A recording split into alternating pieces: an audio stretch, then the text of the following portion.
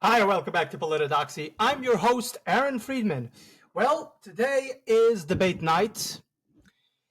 Kamala Harris is now going to debate against Donald Trump. We are a few minutes late, but we will get to everything as we are supposed to. I am ready. I have got here my raisins, which I will be eating during the debate. And these raisins, for those who are wondering, these are blueberry raisins. I made them myself. These are really good.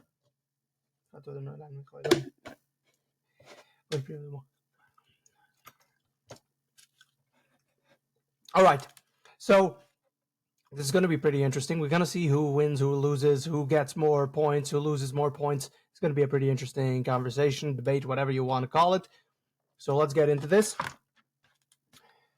All right. I will give my commentary throughout the entire debate. So let's see here. I am setting it up right now. Screen and enter. All right. So let's get into this. This is a CBS News special, America Decides, the presidential debate. Now reporting, Norah O'Donnell. Good evening. We are just moments away from one of the most anticipated events of this presidential campaign. Tonight, Vice President Kamala Harris and former President Donald Trump face off in their first and potentially only debate. Both will be looking to share their visions for the future of the country.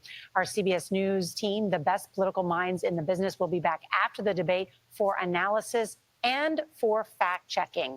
Now we head to Philadelphia for the presidential debate, which tonight will be hosted by ABC. Let's listen. David Muir and Lindsay Davis. Good evening. I'm David Muir, and thank you for joining us for tonight's ABC News presidential debate. We want to welcome viewers watching on ABC and around the world tonight. Vice President Kamala Harris and President Donald Trump are just moments away from taking the stage in this unprecedented race for president. And I'm Lindsay Davis. Tonight's meeting could be the most consequential event of their campaigns, with Election Day now less than 2 months away. For Vice President Kamala Harris, this is her first debate since President Biden withdrew from the race on July 21st.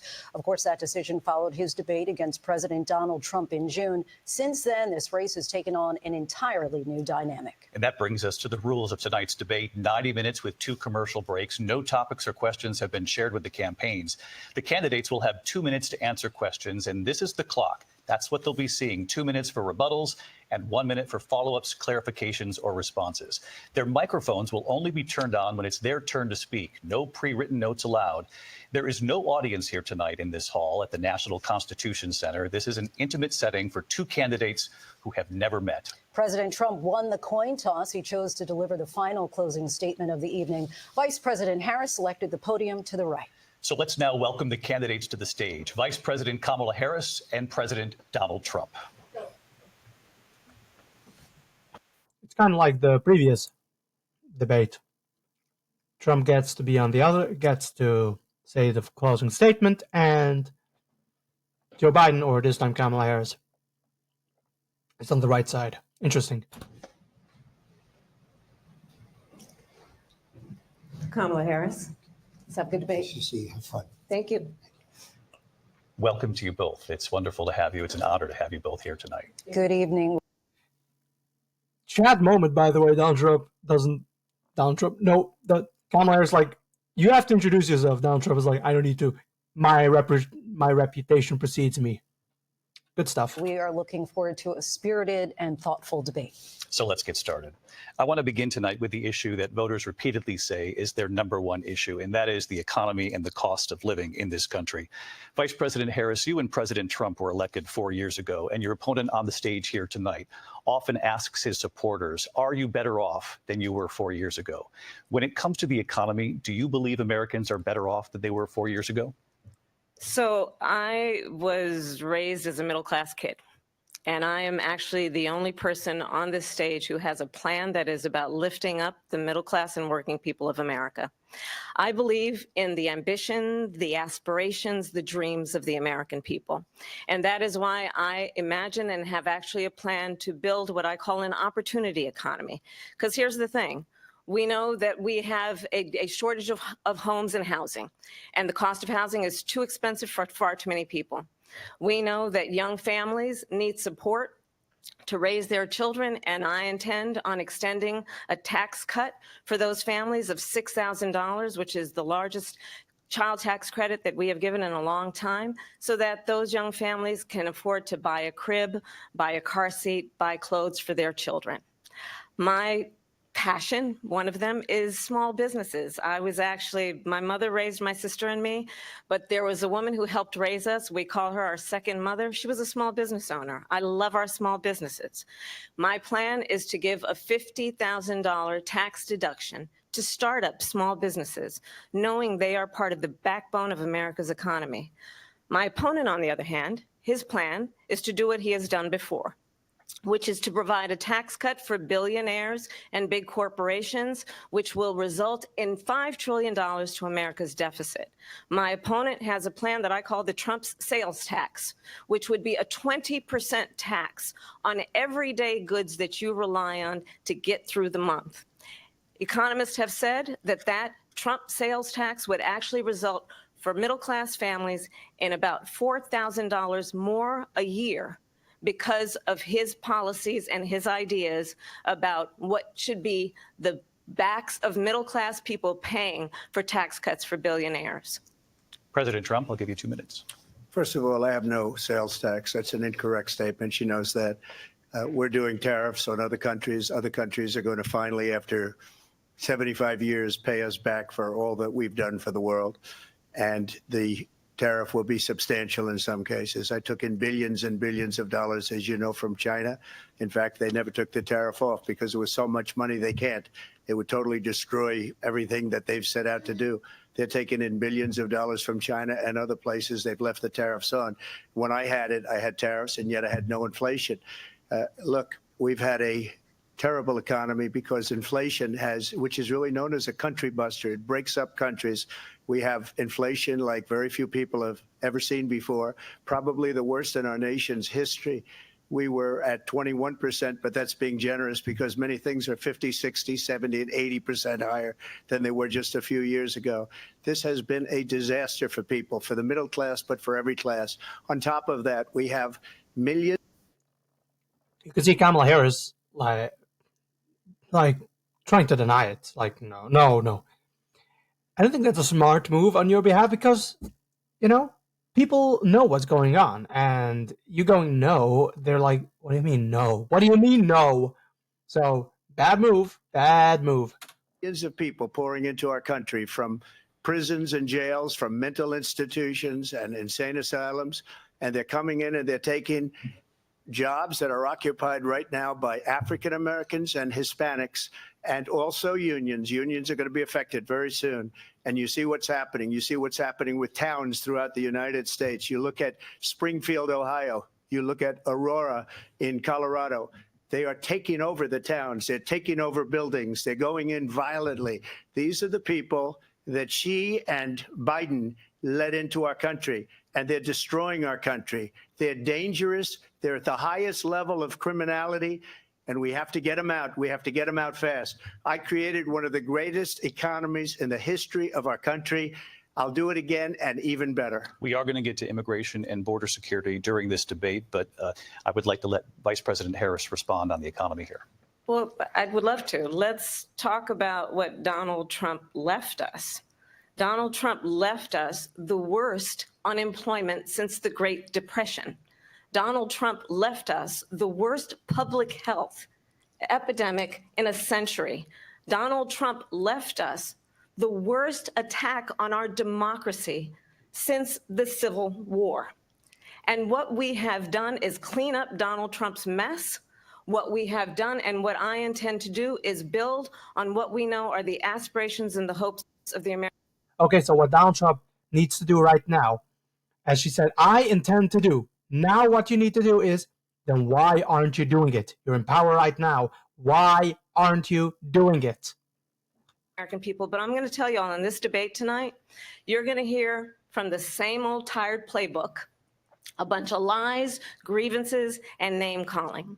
What you're going to hear tonight is a detailed and dangerous plan called Project 2025 that the former president intends on implementing if he were elected again. I believe very strongly that the American people want a president who understands the importance of bringing us together, knowing we have so much more in common than what separates us. And I pledge to you to be a president for all Americans. President Trump will give you a minute here to respond. Number one, I have nothing to do.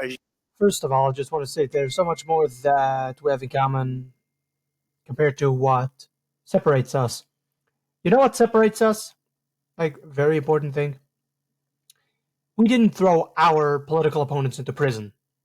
That's a very significant thing that separates us. We didn't try to assassinate our political opponents, not now or ever. That's something Democrats do. As every president of the United States has always been, lives threatened has always been by a Democrat, an anarchist, or non-aligned. Pretty interesting. So we actually are not the same. We do not have things in common. This kumbaya, oh, we're like the Democrats, we're both patriotic. No, we're not. Stop trying to cling yourselves to us. We are different. We're not the same. Get the hell out of my sight. You know, and she knows better than anyone, I have nothing to do with Project 2025. That's out there. I haven't read it. I don't want to read it purposely. I'm not going to read it. This was a group of people that got together. They came up with some ideas, I guess some good, some bad, but it makes no difference. I have nothing to do. Everybody knows I'm an open book. Everybody knows what I'm going to do. This is objectively true. This is freaking objectively true. If you are a Democrat and listening right now, understand that Kamala Harris thinks that you're this stupid, which, by the way, probably you are, that you believe that Donald Trump has something to do with Project 2025. They're completely different things. Cut taxes very substantially and create a great economy like I did before. We had the greatest economy. We got hit with a pandemic, and the pandemic was not since 1917, where 100 million people died, has there been anything like it. We did a phenomenal job with the pandemic. We handed them over a country where the economy and where the stock market was higher than it was before the pandemic came in. Nobody's ever seen anything like it. We made ventilators for the entire world. We got gowns, we got masks, we did things that nobody thought possible. And people give me credit for rebuilding the military. They give me credit for a lot of things, but not enough credit for the great job we did with the pandemic. But the only jobs they got were bounce back jobs. These were jobs. Well, then there's the vaccine, but whatever. I mean, whatever. Let's continue. Bounced back, and it bounced back, and it went to their benefit. But I was the one that created them. They know it, and so does everybody else. Vice President Harris, I'll let you respond. So Donald Trump has no plan for you. And when you look at his... Says the BITCH, who just only now dropped her policy positions a day ago, after weeks for running for the presidency. Right. Who's buying this? Economic plan, it's all about tax breaks for the richest people. I am offering what I describe as an opportunity economy, and the best economists in our country, if not the world, have reviewed our relative plans for the future of America. What Goldman Sachs has said is that Donald Trump's plan would make the economy worse. Mine would strengthen the economy. What the Wharton School has said is Donald Trump's plan would actually explode the deficit. 16 Nobel laureates have described his economic plan as something that would increase inflation and by the middle of next year would invite a recession. You just have to look at where we are and where... Bruh, we literally are in one right now, aren't we? All right, we can't classify it that way because that'll be bad for the current administration, so we're not going to classify it as a recession right now. But anyway, let's not talk about it, right? We stand on the issues, and I'd invite you to know that Donald Trump actually has no plan for you because he is more interested in defending himself than he is in looking out for you. It's just a soundbite. They gave her that to say. Look, I went to the Wharton School of Finance, and many of those professors, the top professors, think my plan is a brilliant plan. It's a great plan. It's a plan that's going to bring up our worth, our value as a country. It's going to make people want to be able to go and work and create jobs and create a lot of good, solid money for our country. And just to finish off, she doesn't have a plan. She copied Biden's plan, and it's like... What is that face she's making? Like, she's acting flabbergasted, but it's so unnatural. She's acting as if she is. She knows it's true, so apparently this is the reason why she can't act really flabbergasted, because she knows it's true. So all of this is just an act. It's fake. As she is. She's the most fake candidate I've seen in my entire life. And Joe Biden is one of them, right? But she's even worse. Much more fake than Joe Biden. 4 sentences like run, spot, run. 4 sentences that are just, oh, we'll try and lower taxes. She doesn't have a plan. Take a look at her plan. She doesn't have a plan. Mr. President, I do want to drill down on something you both brought up. The vice president brought up your tariffs. You responded, and let's drill down on this, because your plan is what she calls is essentially a national sales tax. Your proposal calls for tariffs, as you pointed out here, on foreign imports across the board. You recently said that you might double your plan, imposing tariffs up to 20% on goods coming into this country. As you know, many economists say that with tariffs at that level, costs are then passed on to the consumer. Vice President Harris has argued it'll mean higher prices on gas, food, clothing, medication, arguing it costs the typical family nearly $4,000 a year. Do you believe Americans can afford higher prices because of tariffs? They're not going to have higher prices. What's going to have, and who's going to have higher prices, is China and all of the countries that have been ripping us off for years. I was the By the way, for the record, for any of you who are playing a drinking game, and every time he says China, he just did, so go ahead and drink up. only president ever. China was paying us hundreds of billions of dollars, and so were other countries. And, you know, if she doesn't like them, they should have gone out and they should have immediately cut the tariffs. But those tariffs are there 3.5 years now under their administration. We are going to take in billions of dollars, hundreds of billions of dollars. I had no inflation, virtually no inflation. They had the highest inflation perhaps in the history of our country, because I've never seen a worse period of time. People can't go out and buy cereal or bacon or eggs or anything else. The people of our country are absolutely dying with what they've done. They've destroyed the economy. And all you have to do is look at a poll. The polls say 80 and 85 and even 90% that the Trump economy was great, that their economy was terrible. Vice President Harris, I do want to ask for your response, and you heard what the president said there, because the Biden administration did keep a number of the Trump tariffs in place. So how do you respond? Well, let's be clear that the Trump administration resulted in a trade deficit, one of the highest we've ever seen in the history of America. He invited trade wars. You want to talk about his deal with China? What he ended up doing is, under Donald Trump's presidency, he ended up selling American chips to China to help them improve and modernize their military, basically sold us out, when a policy about China should be in making sure the United States of America. By the way, cool. Now do Hillary Clinton. Anyway, this is neither near or there, but uranium. Anyway, yeah.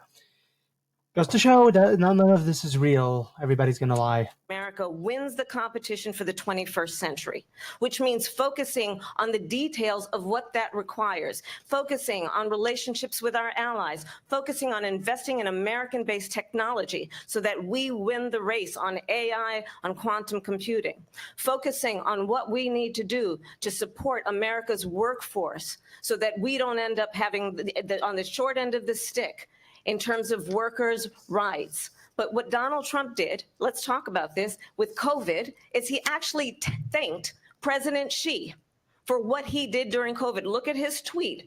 Thank you, President Xi, exclamation point, when we know that Xi was responsible for lacking and not giving us transparency about the origins of COVID. President Trump. She is objectively correct with that point that Xi Jinping, tried to hide the entire thing and spread it throughout the world. That's correct. So I guess points for that, I guess. But on the other hand, you have to consider the point that sometimes you got to work with certain terrible countries, might I say, in order to cooperate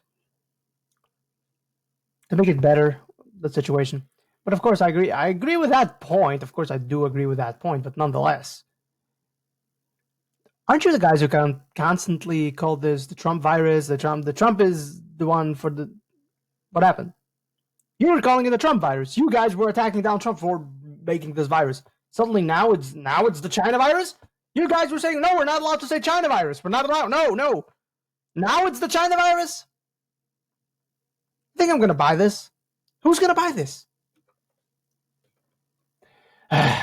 Trump, I'll let you respond. First of all, they bought their chips from Taiwan. We hardly make chips anymore because of philosophies like they have and policies like they have. I don't say her because she has no policy. Everything that she believed 3 years ago and 4 years ago is out the window. She's going to my philosophy now. In fact, I was going to send her a MAGA hat.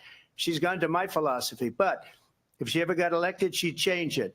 And it will be the end of our country. She's a Marxist. Everybody knows she's a Marxist. Her father's a Marxist professor in economics, and he taught her well.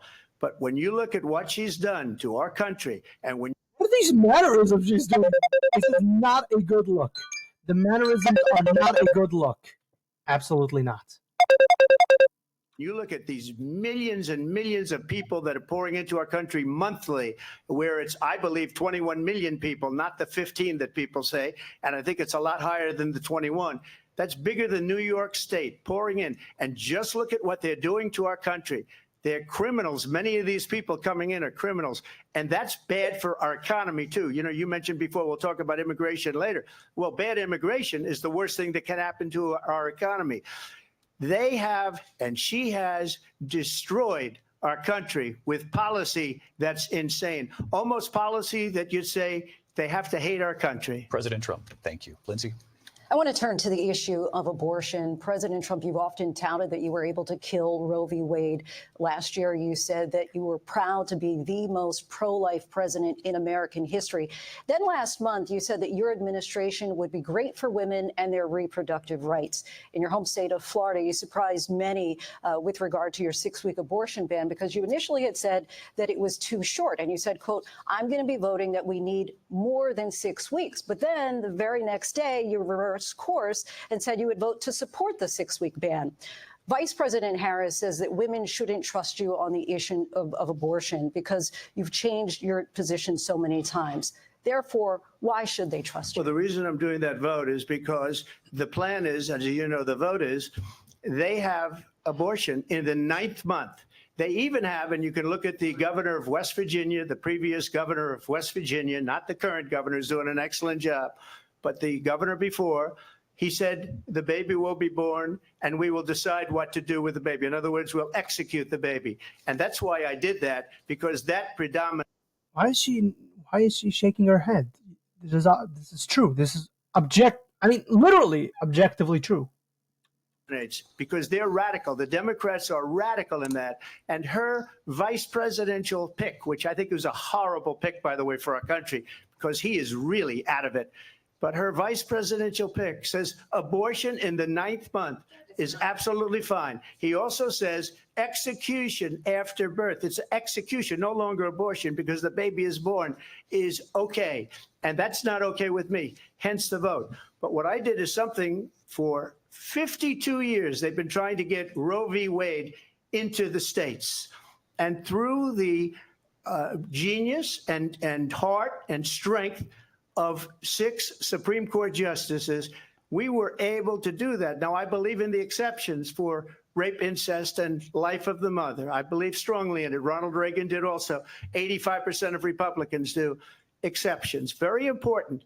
But we were able to get it, and now states are voting on it. And for the first time, you're going to see, look, this is an issue that's torn our country apart for 52 years. Every legal scholar, every Democrat, every Republican, liberal, conservative, they all wanted this issue to be brought back to the states where the people could vote. And that's what happened. Now, Ohio, the vote was somewhat liberal. Kansas, the vote was somewhat liberal, much more liberal than people would have thought. But each individual state is voting. It's the vote of the people now. It's not tied up in the federal government.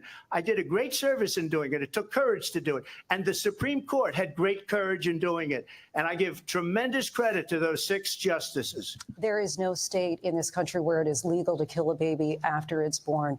Madam Vice President, That is a lie. That is a lie.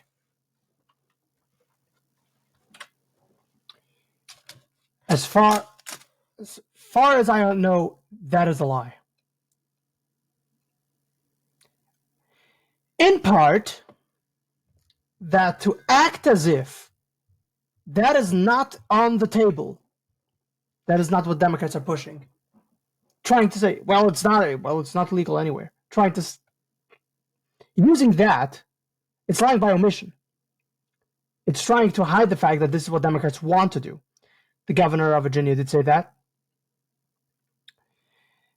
In California, they have a bill that they want to make it that days, or maybe 2 weeks or 1 week after the birth, you can still kill it. Furthermore, there absolutely is, in New York, as I recall,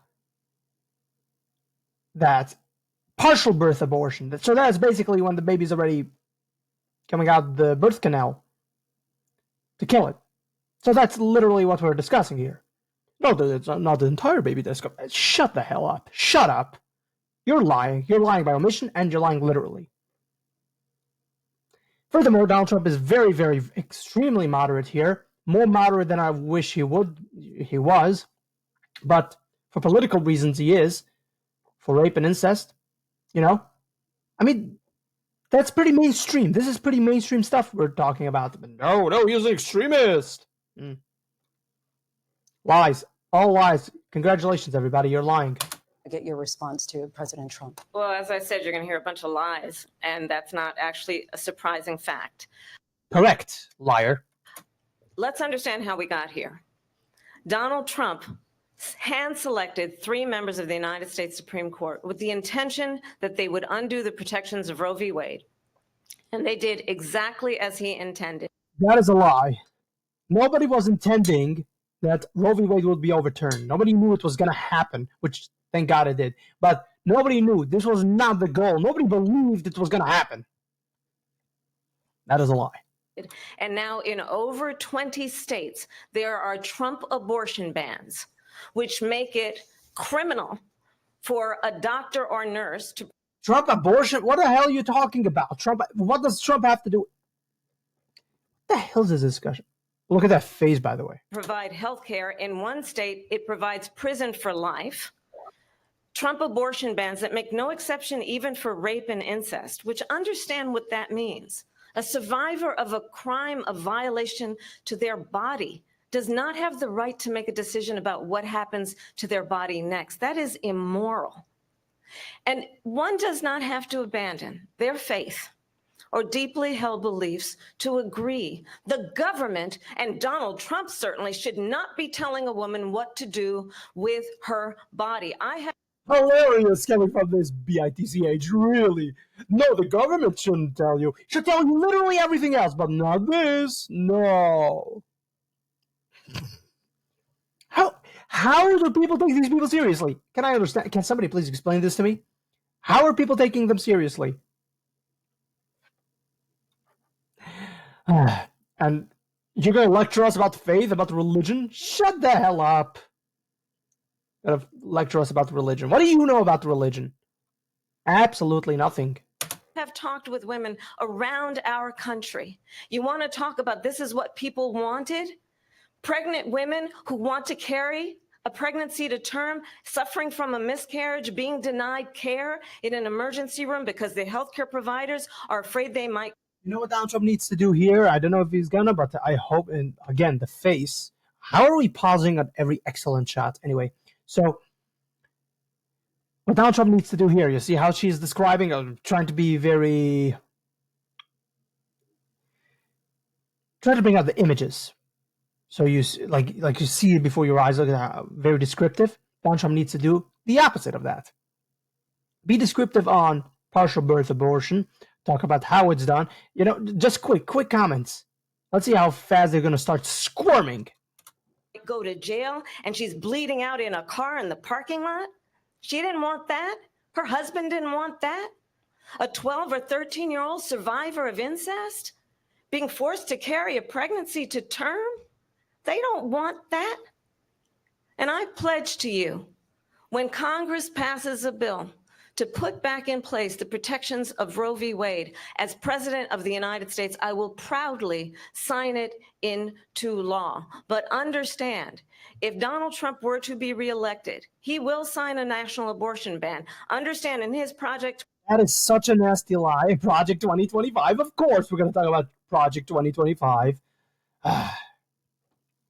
2025, there would be a national abortion, a monitor that would be monitoring your pregnancies, your miscarriages. I think the American people. What the hell?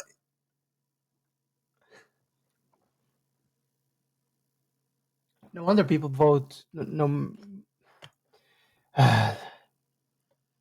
These are the people who are going to be voting Democrat. They believe this. They actually believe what she's saying. Can you imagine being and existing as a person that believes what she's saying? People believe that certain freedoms, in particular the freedom to make decisions about one's own body, should not be made by the government. Thank you, Vice President Harris. Except when it comes to vaccines, that's when we're going to violate all OSHA regulation and, force you to get a vaccine. In that case, right? Right? Joe Biden administration, Kamala Harris, right? Harris. Well, there she goes again. It's a lie. I'm not signing a ban, and there's no reason to sign a ban because we've gotten what everybody wanted. Democrats, Republicans, and everybody else, and every legal scholar wanted it to be brought back into the states, and the states are voting. And it may take a little time, but for 52 years, this issue has torn our country apart, and they've wanted it back in the states. And I did something that nobody thought was possible. The states are now voting. What she says is an absolute lie. And as far as the abortion ban, no, I'm not in favor of abortion ban, but it doesn't matter because this issue has now been taken over by the states. Would you veto a national abortion ban if it came Well, to I your won't desk? have to because, again, two things. Number one, she said she'll go back to Congress. She'll never get the vote. It's impossible for her to get the vote, especially now with the 50-50, essentially 50-50 in both Senate and the House. She's not going to get the vote. She can't get the vote. She won't even come close to it. So it's just talk. You know what it reminds me of? When they said they're going to get student loans terminated, and it ended up being a total catastrophe. The student loans, and then I think probably her boss, if you call him a boss, he spends all his time on the beach. But look, her boss went out and said, we'll do it again. We'll do it a different way. And he went out, got rejected again by the Supreme Court. So all these students got taunted with this whole thing about this whole idea and how unfair that would have been. Part of the reason they lost to the millions and millions of people that had to pay off their student loans. They didn't get it for free, but they were saying it's the same way that they talked about that they talk about abortion. But if I could just. Excellent point to make the point that you're all being goaded, Democrats, and this is for the Democrats that still actually can think and they have the capability of thinking as an adult human being. Most of them are children, so good for him to actually point that out. Very smart. Some people, it'll just go way over there. Why is Donald Trump talking about that? Dude, you don't belong in politics if you don't get it. Get a yes or no, because your running mate, J.D. Vance, has said that you would veto if it did come to your desk. Well, I didn't discuss it with J.D. In all fairness, J.D., and I don't mind if he has a certain view, but I think he was speaking for me, but I really didn't. Look, we don't have to discuss it because she'd never be able to get it, just like she couldn't get student loans. They couldn't get student loans. They didn't even come close to getting student loans. They taunted young people and a lot of other people that had loans. They can never get this approved. So it doesn't matter. By the way, Donald Trump is playing very well right now because he is also making, while simultaneously, we know he's not going to sign it, he's also not alienating the pro-life vote. So that is very important. So for those who don't understand, sometimes you got to be a Machiavellian and you got to compromise on certain issues in order to get other great things done. And then from that, you go on that successes in order to fulfill other promises and get more good stuff done. Okay, so you got to understand you don't always get everything that you want. So this is very important. Taking somewhat of a compromise position. He's not promising he's not going to sign it, but he doesn't need to promise he's not going to sign it because it's not going to happen. As everybody knows, it's not going to happen. No matter what she says about going to Congress. So wonderful. Let's go to Congress, do it. But the fact is that for years, they wanted to get it out of Congress and out of the federal government. And we did something that everybody said couldn't be done. And now you have a vote of the people on abortion. Vice President Harris, want to give you your time to respond, but I do want to ask, would you support any restrictions on a woman's right to an abortion? I absolutely support reinstating the protections of Roe v. Wade. And as you What does that mean, huh? What does that mean? rightly mentioned, nowhere in America is a woman carrying a pregnancy to term and asking for an abortion. That is not happening. It's insulting to the women of America. And understand what has been happening under Donald Trump's abortion bans. Couples who pray and dream of having a family are being denied IVF treatments. What is happening in our country? Donald Trump is pro-IVF. Why is she even bringing this up? Donald Trump is so pro-IVF to the chagrin of the pro-life movement. What are these arguments? Working people, working women who are working 1 or 2 jobs, who can barely afford childcare as it is, have to travel to another state to get on a plane sitting next to strangers to go and get the health care she needs. Barely can afford to do it, and what you are putting her through is unconscionable. And the people of America have not. Oh, spare me the self-righteousness, God. Why? Who do you think the hell you are to talk down to other people? Self-righteousness. Give me a freaking break. The majority of Americans believe in a woman's right to make decisions about her own body, and that is why in every state where this issue has been on the ballot, in red and blue states both, the people of America have voted for freedom. Vice President Harris, Excuse me, I thank have you. to respond. Another lie. It's another lie. I have been a leader on IVF, which is fertilization. The IVF, I have been a leader.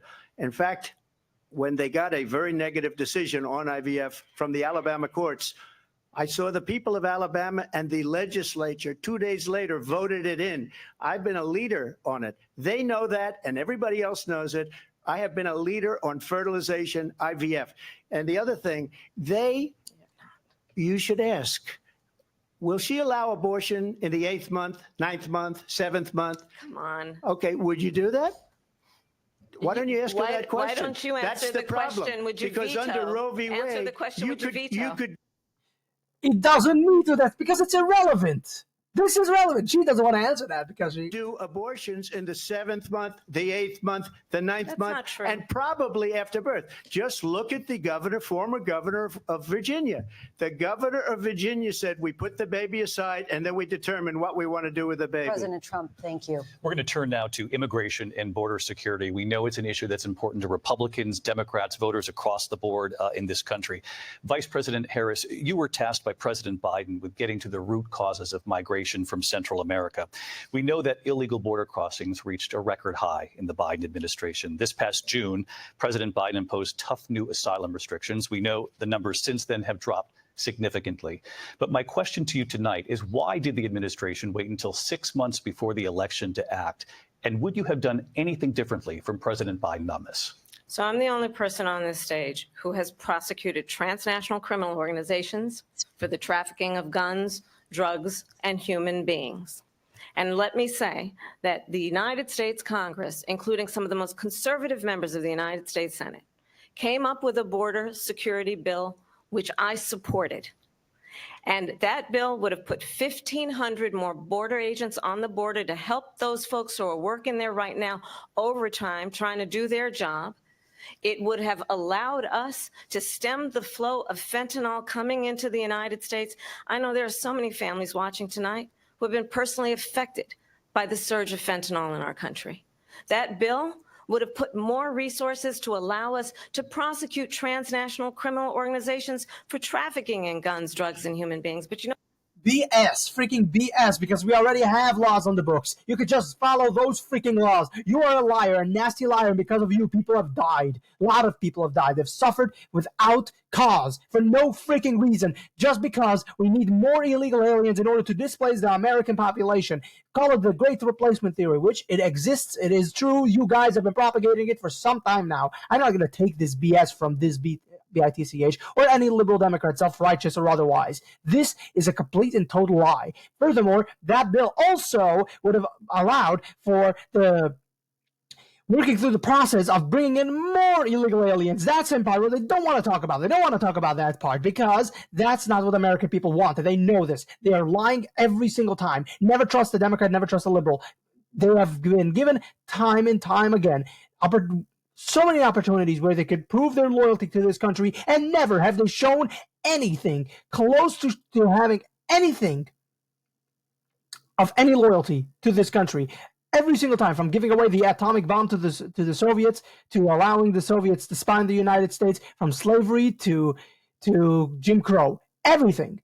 Democrats have been behind it. It's the most evil party I've seen in my entire life. For those who think it's a pretty shallow view to just attack the Democrats as being the only party that is guilty of these things, it is not a shallow view. They want you to think it's a shallow view because they know they are the root of all these evil that is happening in the United States. When you go back and look at history, who has been the ones who supported Hitler? Who are the ones who were pro-Mussolini? Who are the ones who were pro all these evil things that were happening? It was always the Democrat Party every single time, all the time, any day of the week. You go back and you see what I'm saying is true. Let's continue. I had enough of this BS. You know what happened to that bill? Donald Trump got on the phone, called up some folks in Congress and said, kill the bill. And you know why? Because who? The most conservative people in Congress? Who? Because you just claimed that the most conservative people in the Congress, they were pro the bill. Then why did they go back on it? Because no, not the most conservative people in Congress were supporting the bill. Liberal Republicans, weaklings, were kind of supporting the bill, yeah. But the conservatives were not. You are a liar. He'd prefer to run on a problem instead of fixing a problem. And understand. You created the freaking problem. Or you have exacerbated the problem. What are you even talking about? This comes at a time where the people of our country actually need a leader who engages in solutions, who actually addresses the problems at hand. But what we have in the former president is someone who would prefer to run on a problem instead of fixing a problem. And I'll tell you something, he's going to talk about immigration a lot tonight, even when it's not the subject that is being raised. And I'm going to actually do something really unusual, and I'm going to invite you to attend one of Donald Trump's rallies, because it's a really interesting thing to watch. You will see during the course of his rallies, he talks about fictional characters like Hannibal Lecter. He will talk about windmills cause cancer. And what you will also notice is that people start leaving his rallies early out of exhaustion and boredom. Bruh! Seriously? Are you... Who? Is there any normal person who's going to buy... how many times do I have to ask this exact same question? I'm just going to... What? And let's not even talk about the fact that nobody who shows up at your rallies, they only show up because you have some great celebrity there. And that's the whole reason why people show up. The goal. And I will tell you, the one thing you will not hear him talk about is you. But do not forget, this is in part the plan. They want to get under his skin. Now let's see how he reacts to this, because he better react disciplined to this.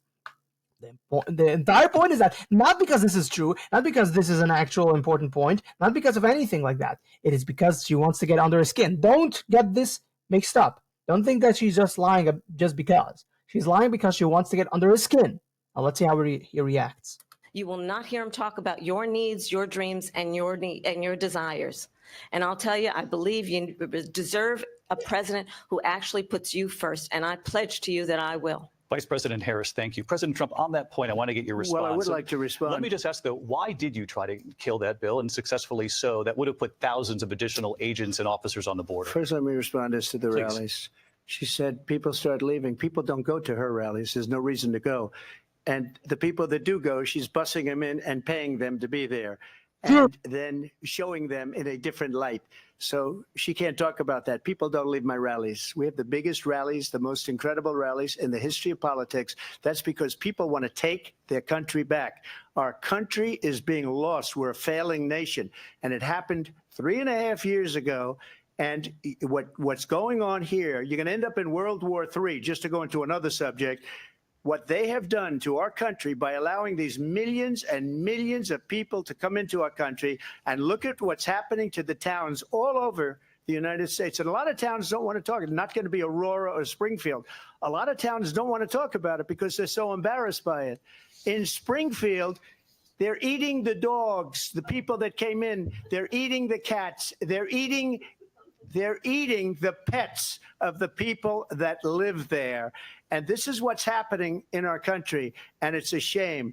As far as rallies are concerned, as far as the reason they go is they like what I say. They want to bring our country back. They want to make America great again. It's a very simple phrase, make America great again. She's destroying this country. And if she becomes president, this country doesn't have a chance of success. Not only success, we'll end up being Venezuela on steroids. I know what's going to happen right now. They're going to say that, no, it's not actually true. They're not eating the dogs. They are. They freaking are eating dogs and cats. What the hell are you even talking about? They are. Think the Chinese are the only ones? Think that South Koreans are the only ones that eat cats and dogs? No offense. Actually, I am trying to be offensive. But the point is, you think they're the only ones? You'll be surprised. There are multiple videos of them. Actually, we've seen the videos. Literally. Want to clarify here, you bring up Springfield, Ohio, and ABC News did reach out to the city manager there. He told us there have been no credible reports of specific claims of pets being harmed, injured. Yeah, of course. Not there, right? That's the thing. That's how they get you. It didn't happen there. Although, how do we know it didn't happen there? We have no idea. But we have seen the videos. There are videos of them eating cats and dogs. There are videos. So it's definitely happening. Okay, it's not happening that specific area. Who gives a crap? The point is, it is happening. Or abused by individuals within the immigrant community. Well, I've seen people on television. Let me just say here, this is the people on television say my dog was taken and used for food. So maybe he said that, and maybe that's a good thing to say for a city manager. I'm not taking this from but television. But the people I'm on taking it from television the city saying manager. their dog was eaten by the people that went there. Again, the Springfield city manager says that Trump is not being that much disciplined right now, which is kind of worrying. We'll see how this pans out. there's no evidence of that. Vice President Harris, I'll let you respond to the rest of what you've heard. You talk about extreme. This is, I think, one of the reasons why in this election, I actually have the endorsement of 200 Republicans who have. Who are you talking? Are you talking about Dick Cheney? Are you talking about the guy Dicks for Harris? The Dicks for Harris guy, right? Dick Cheney, right? Yeah. Yeah. Right. Yeah. There's so many Republicans. Mm-hmm. I'm sure you have. I'm sure you have. You know, the warmonger, the person that you all guys hated up until the point that she is it a she? Is it a he? I don't know. Maybe trans. I don't know. But it's that. Yeah, of course. Yeah. The evil person. Formerly worked with President Bush, Mitt Romney, and John McCain. All of whom were evil up until the point they all became leftist, liberal, type-ish Republicans, and up until the point Donald Trump. And after Donald Trump, the next Republican will also be Hitler, Mussolini, and all the other things. None of this is high IQ. Including the endorsement of former Vice President Dick Cheney. Oh no, don't tell me you actually said it. Hilarious. The guy who shot somebody in the face, the war criminal, who are you talking about right now? Who the hell are you talking about right now? That's hilarious. Congress member Liz Cheney. And if you want to really know the inside Trump's facial expression is priceless. Track on who the former president is, if he didn't make it clear already, just ask people who have worked with him. His former chief of staff, a 4-star general, has said he has contempt for the Constitution of the United States. His former national security advisor has said he is dangerous and unfit. His former Secretary of Defense has said the nation, the republic, would never survive another Trump term. And when we... Can you believe it? The deep state doesn't like the outsider candidate. Wow. Well, color me shocked. Are you telling me the deep state hates Donald Trump? They hate the outsider. They hate the person that wanted to bring transparency. They hate the guy who was campaigning against them. Oh my shock. We listen to this kind of rhetoric when the issues that affect the American people are not being addressed. I think the choice is clear in this election. President Trump, I'll give you a quick minute to respond here. Thank you. Because when I hear that, see, I'm a different kind of a person. I fired most of those people, not so graciously. They did bad things or a bad job. I fired them. They never fired one person. They didn't fire anybody having to do with Afghanistan and the Taliban and the 13 people whose were just killed, viciously and violently killed. And I got to know the parents and the family. They didn't fire. They should have fired all those generals, all those top people, because that was one of the most incompetently handled situations anybody has ever seen. So when somebody does a bad job, I fire him. And you take a guy like Esper. He was no good. I fired him. So he writes a book. Another one writes a book, because with me, they can write books. With nobody else can they? But they have done such a poor job, and they never fire anybody. Look at the economy. Look at the inflation. They didn't fire any of their economists. They have the same people. That's a good way not to have books written about you. But just to finish, I got more votes than any Republican in history by far. In fact, I got more votes than any president, sitting president in history by far. Let me continue on immigration. It was what you wanted to talk about earlier. So let's get back to your deportation proposal that the vice president has reacted to as well. President Trump, you call this the largest domestic deportation operation in the history of our country. You say you would use the National Guard. You say if things get out of control, you'd have no problem using the U.S. military. Police, yes. You also said you would use local police. How would you deport 11 million undocumented immigrants? I know you. It's more than 11 million. It's like 50 million or so. It's always 11 million. Don't you know? Since the year 1990, it always has been 11 million. Never more, never less.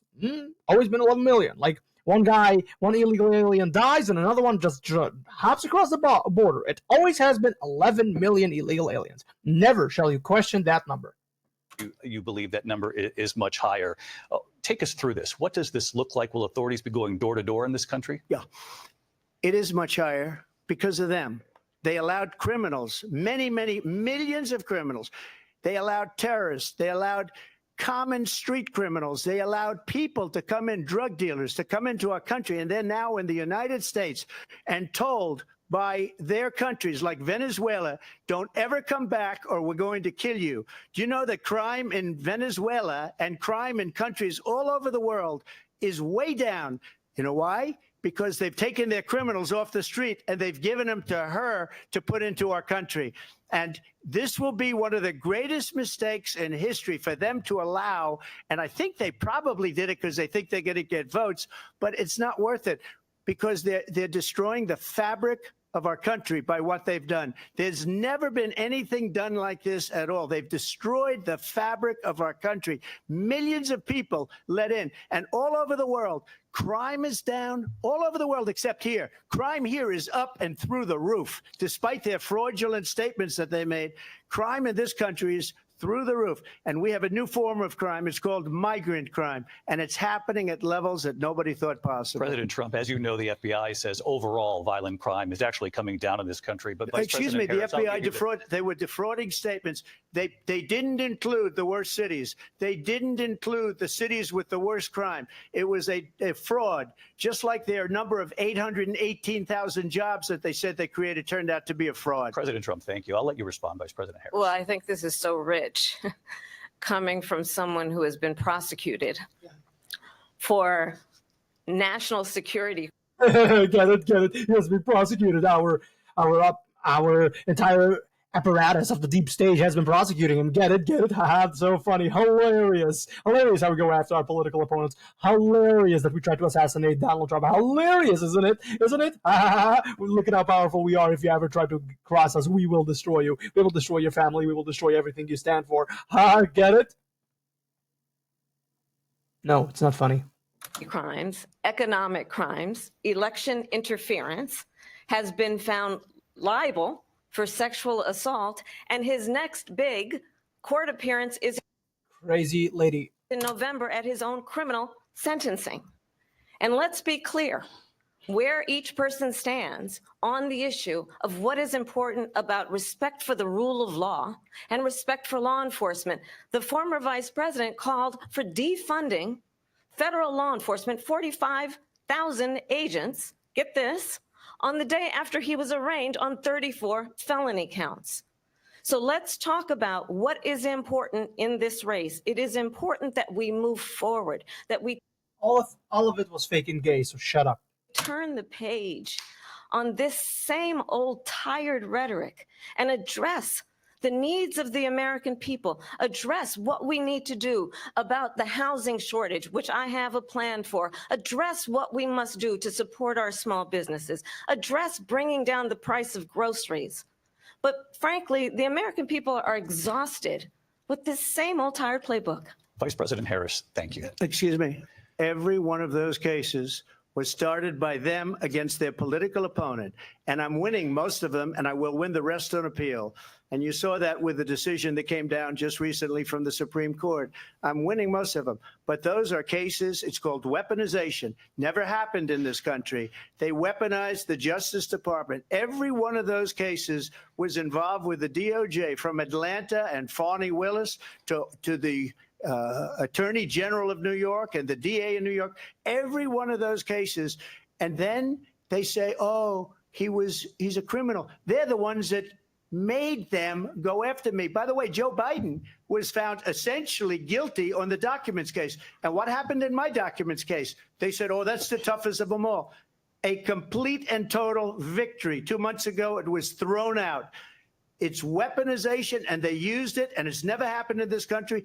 They used it to try and win an election. They're fake cases. President Trump, thank you. A really quick response here, Vice President Harris, on this notion of weaponization of the Justice Department. Well, let's talk about extreme and understand the context in which this election in 2024 is taking place.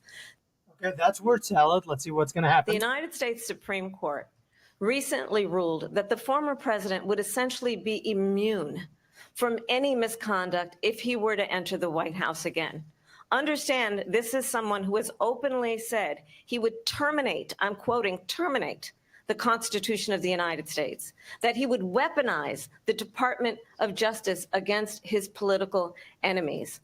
Someone who has openly expressed disdain for members of our military. Understand what it would mean.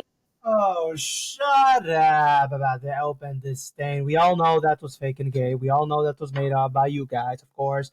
But furthermore, where were you at the funeral, not the funeral proceedings, although that as well, but also for when Donald Trump met the families in the cemetery for who died? Where were you? Where were you? Mean if Donald Trump were back in the White House with no guardrails, because certainly we know now the court won't stop him. We know J.D. Vance is not going to stop him. It's up to the American people Vice to President stop Harris, him. thank you. Lindsay? Vice President Harris, in your last run for president. This is the one that weaponized, not me. She weaponized. I probably took a bullet to the head because of the things that they say about me. They talk about democracy. I'm a threat to democracy. They're the threat to democracy with a fake Russia investigation that went nowhere. We have a lot to get to. Lindsay? Vice President Harris, in your last run for president, you said you wanted to ban fracking. Now you don't. You wanted mandatory government buyback programs for assault weapons. Now your campaign says you don't. You supported decriminalizing border crossings. Now you're taking a harder line. I know you say that your values have not changed. So then why have so many of your policy positions changed? Finally, an excellent question. Let's see what's going to happen. So my values have not changed, and I'm going to discuss at least every point that you've made. But in particular, let's talk about fracking because we're here in Pennsylvania. I made that very clear in 2020. I will not ban fracking. I have not banned fracking as Vice President of the United States. And in fact, I was the tie-breaking vote on the Inflation Reduction Act, which opened new leases for fracking. My position is that we have got to invest in diverse sources. As if you stood for that. That's probably a compromise from certain Republican elements in the Biden administration. that wanted that. Yeah, because sometimes compromise. So you didn't vote for that. You voted with that because that's the entire bill. If you could take that out, you would have. We all know that. Sources of energy, so we reduce our reliance on foreign oil. We have had the largest increase in domestic oil production in history because of an approach that recognizes that we cannot over-rely on foreign oil. As it relates to my values, let me tell you, I grew up a middle-class kid raised by a hardworking mother who worked and saved and was able to buy our first home when I was a teenager. The values I bring to the importance of home ownership, knowing not everybody got handed $400 million on a silver platter and then filed bankruptcy 6 times, is a value that I bring to my work to say we are going to work with the private sector and home builders. You really want to talk about how hard work and all these things, okay? Please close your legs and then we'll talk, okay? So shut the hell up about this many bankruptcy. You didn't go bankrupt any time because, yeah, certain elements played a significant role in your, yeah. Not least of which was spreading your legs. So shut the hell up. To increase 3 million homes, increase by 3 million homes by the end of my first term. My work that is related to having a friend when I was in high school who was sexually assaulted by her stepfather. And my focus then on protecting women and children from violent crime is based on a value that is deeply grounded in the importance of standing up for those who are most vulnerable. My work that is about protecting Social Security and Medicare is based on long-standing work that I have done, protecting seniors from scams. My values have not changed. And what is important is that there is a president who actually brings values and a perspective that is about lifting people up and not beating people down and name calling. The true measure of the leader is the leader who actually understands the strength is not in beating people down, it's in lifting people up. I intend to be that president. President Trump, your Well, response? first of all, I wasn't given $400 million. I wish I was. My father was a Brooklyn builder, Brooklyn, Queens, and a great father, and I learned a lot from him. But I was given a fraction of that, a tiny fraction, and I built it into many, many billions of dollars, many, many billions. And when people see it, they are even surprised. So we don't have to talk about that. Fracking, she's been against it for 12 years. Defund the police, she's been against that forever. She gave all that stuff up very wrongly, very horribly, and everybody's laughing at it, okay? They're all laughing at it. She gave up at least 12 and probably 14 or 15 different policies. Like, she was big on defund the police. In Minnesota, she went out, wait a minute, I'm talking now, if you don't mind, please. Does that sound familiar? She went out to Minnesota and wanted to let criminals It was unnecessary, but hilarious nonetheless. that killed people, that burned down Minneapolis. She went out and raised money to get them out of jail. She did things that nobody would ever think of. Now she wants to do transgender operations on illegal aliens that are in prison. This is a radical left liberal that would do this. She wants to confiscate your guns, and she will never allow fracking in Pennsylvania. If she won the election, fracking in Pennsylvania will end on day one. Just to finish one thing, so important in my opinion. So I got the oil business going like nobody has ever done before. When they took over, they got rid of it, started getting rid of it, and the prices were going up the roof. They immediately let these guys go to where they were. I would have been 5 times, 4 times, 5 times higher, because you're talking about 3.5 years ago. They got it up to where I was because they had no choice, because the prices of energy were quadrupling and doubling. You saw what happened to gasoline. So they said, let's go back to Trump.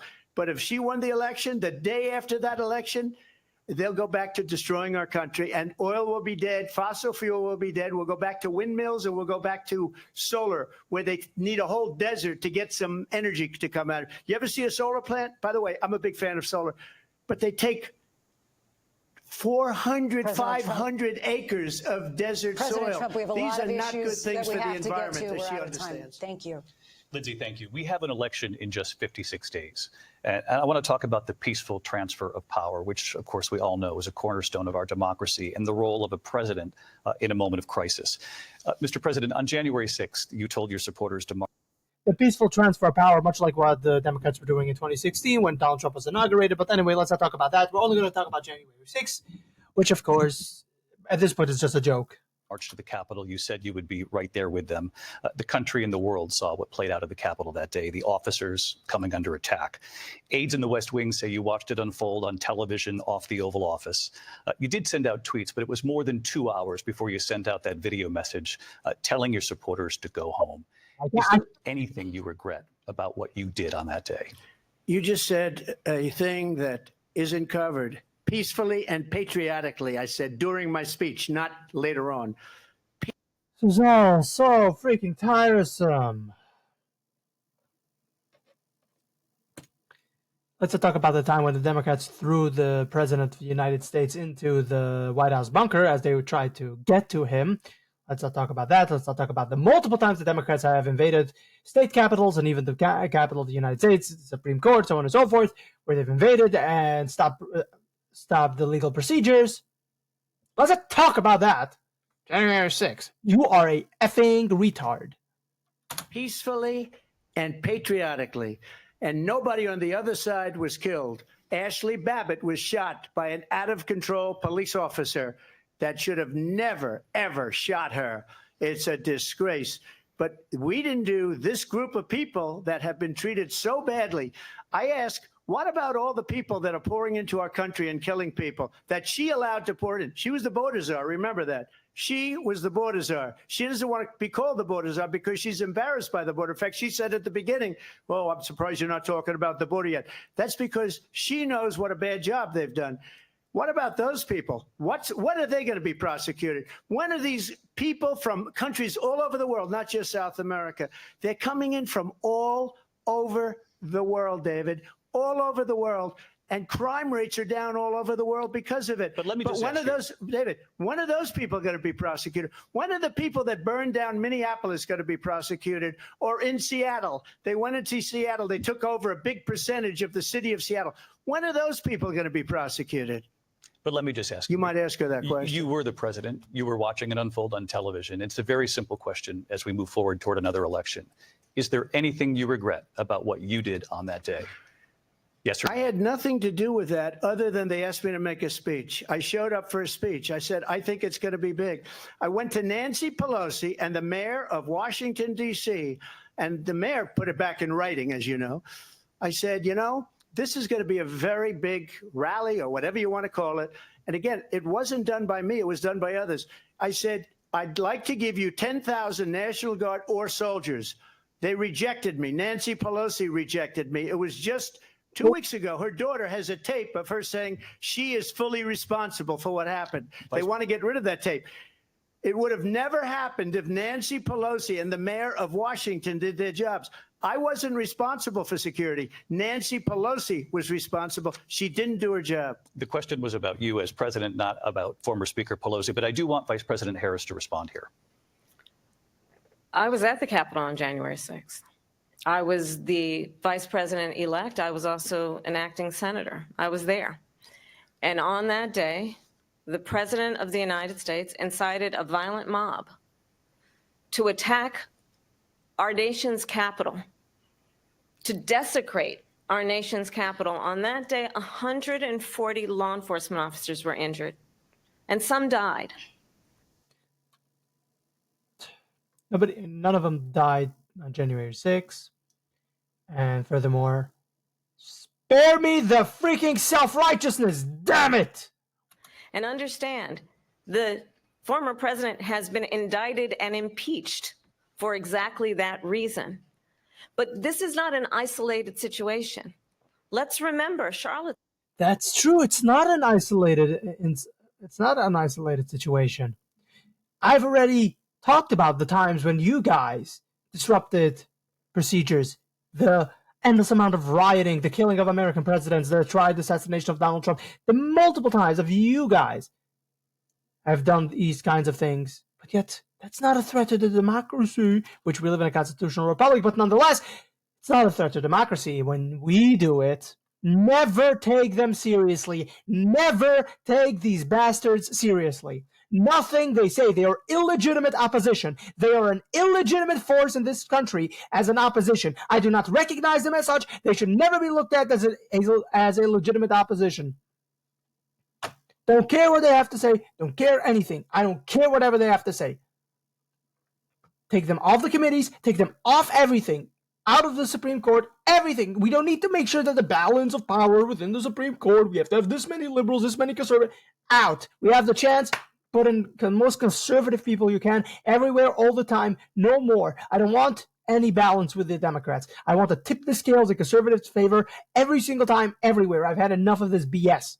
They're an illegitimate force in this country. Their opinion doesn't matter. They will destroy you. They will humiliate you. They will kill you. And you still want to act as if, well, we need to ask the other side that their opinion matters as well. Their opinion doesn't matter. I don't want to talk to them. I don't want to know them. I want to destroy them and humiliate them because they are an evil, evil force. They're the satanic force in this country. They are a speaker, a mouthpiece for Satan. I don't want to have anything to do with them. Nothing. That is, of course, I want to make sure because people are going to try to take this out of context. This, what I am talking about here, is the Democrat apparatus, the Democrat Party as a whole, the apparatus, the elites, the operatives, whatever have you. When we're talking about Democratic or Democrat people, just daily citizens, I'm not talking about them. They are just in part retarded and in part children. They need to know better. I'm not talking about them. Although they're the ones voting these people in or giving them power. But they need to be awoken to what's actually going on here. Not humiliated. Not destroyed. Make sure you understand what I'm saying.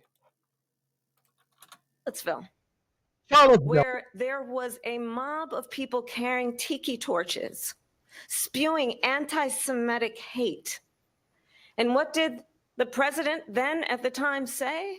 Oh boy. There were fine people on each side.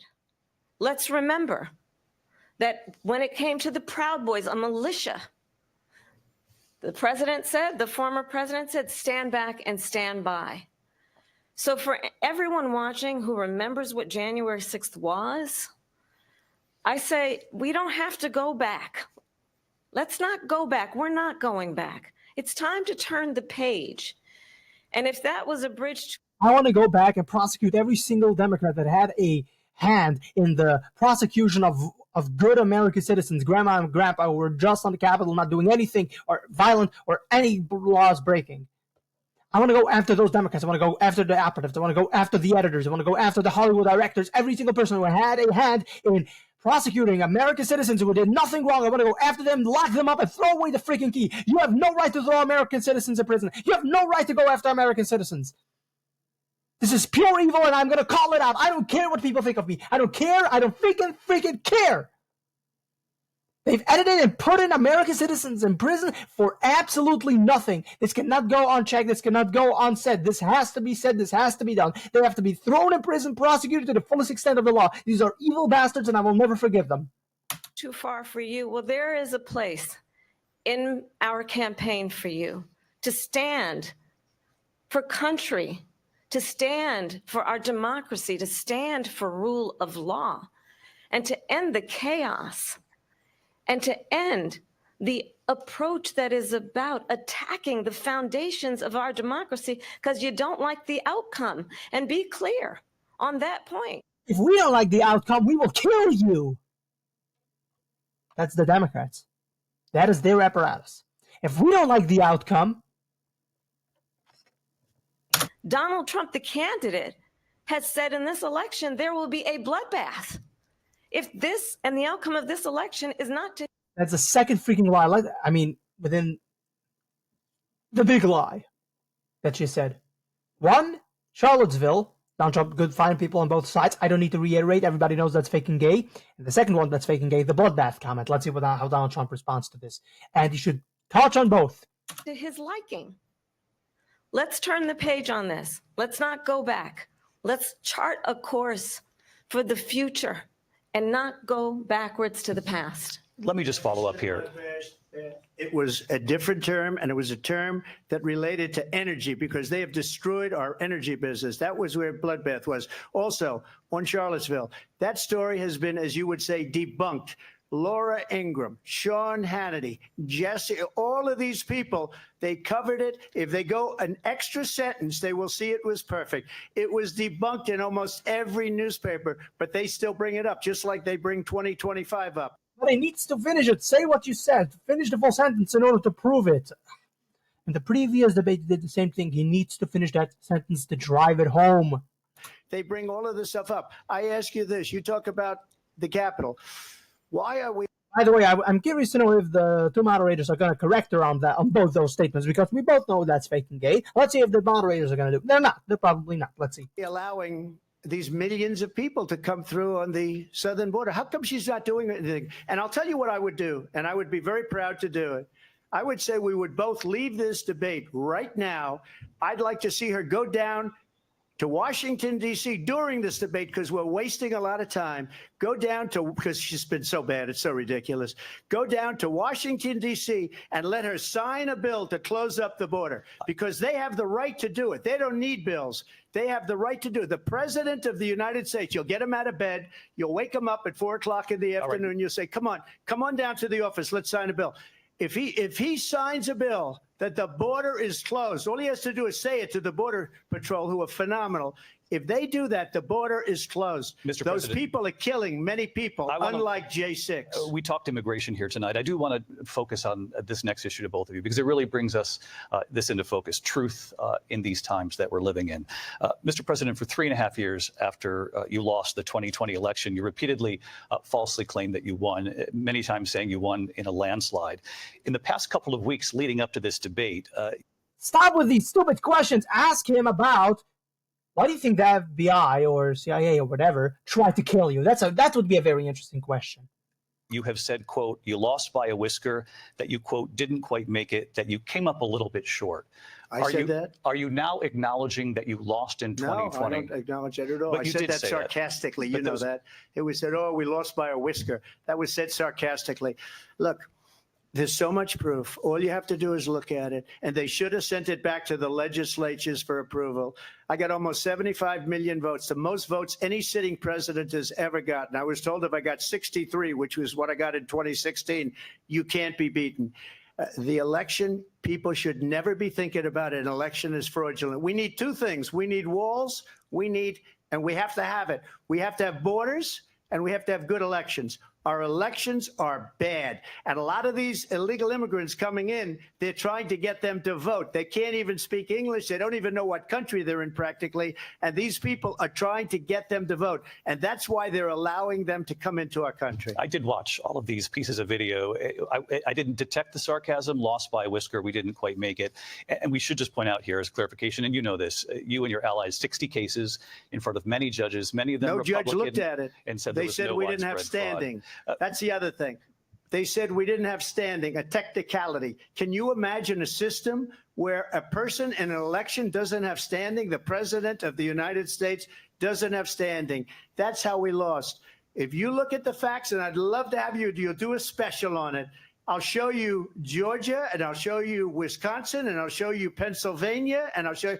We have so many facts and statistics, but you know what? That doesn't matter because we have to solve the problem that we have right now. That's old news. And the problem that we have right now is we have a nation in decline, and they have put it into decline. We have a nation that is dying, David. Mr. President, thank you. Vice President Harris, you heard the president there tonight. He said he didn't say that he lost by a whisker. So he still believes he did not lose the election that was won by President Biden and yourself.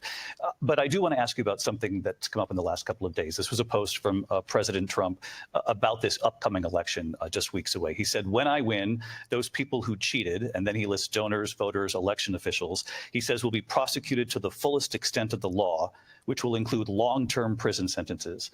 One of your campaign's top lawyers responded saying, we won't let Donald Trump intimidate us. We won't let him suppress the vote. Is that what you believe he's trying to do here? Donald Trump was fired by 81 million people. So let's be clear about that. And clearly he is having a very difficult time processing that. But we cannot afford to have a president of the United States who attempts, as he did in the past, to upend the will of the voters in a free and fair election. And I'm going to tell you that I have traveled the world as Vice President of the United States, and world leaders are laughing at Donald Trump. I have talked with military leaders, some of whom worked with you, and they say you're a disgrace. And when you then talk in this way in a presidential debate and deny what over and over again are court cases you have lost because you did in fact lose that election, it leads one to believe that perhaps we do not have in the candidate to my right the temperament or the ability to not be confused about fact. That's deeply troubling, and the American people deserve better. I'll give you 1 minute to respond, Mr. President. Let me just say about world leaders. Viktor Orban, one of the most respected men, they call him a strong man. He's a tough person, smart. Prime Minister of Hungary.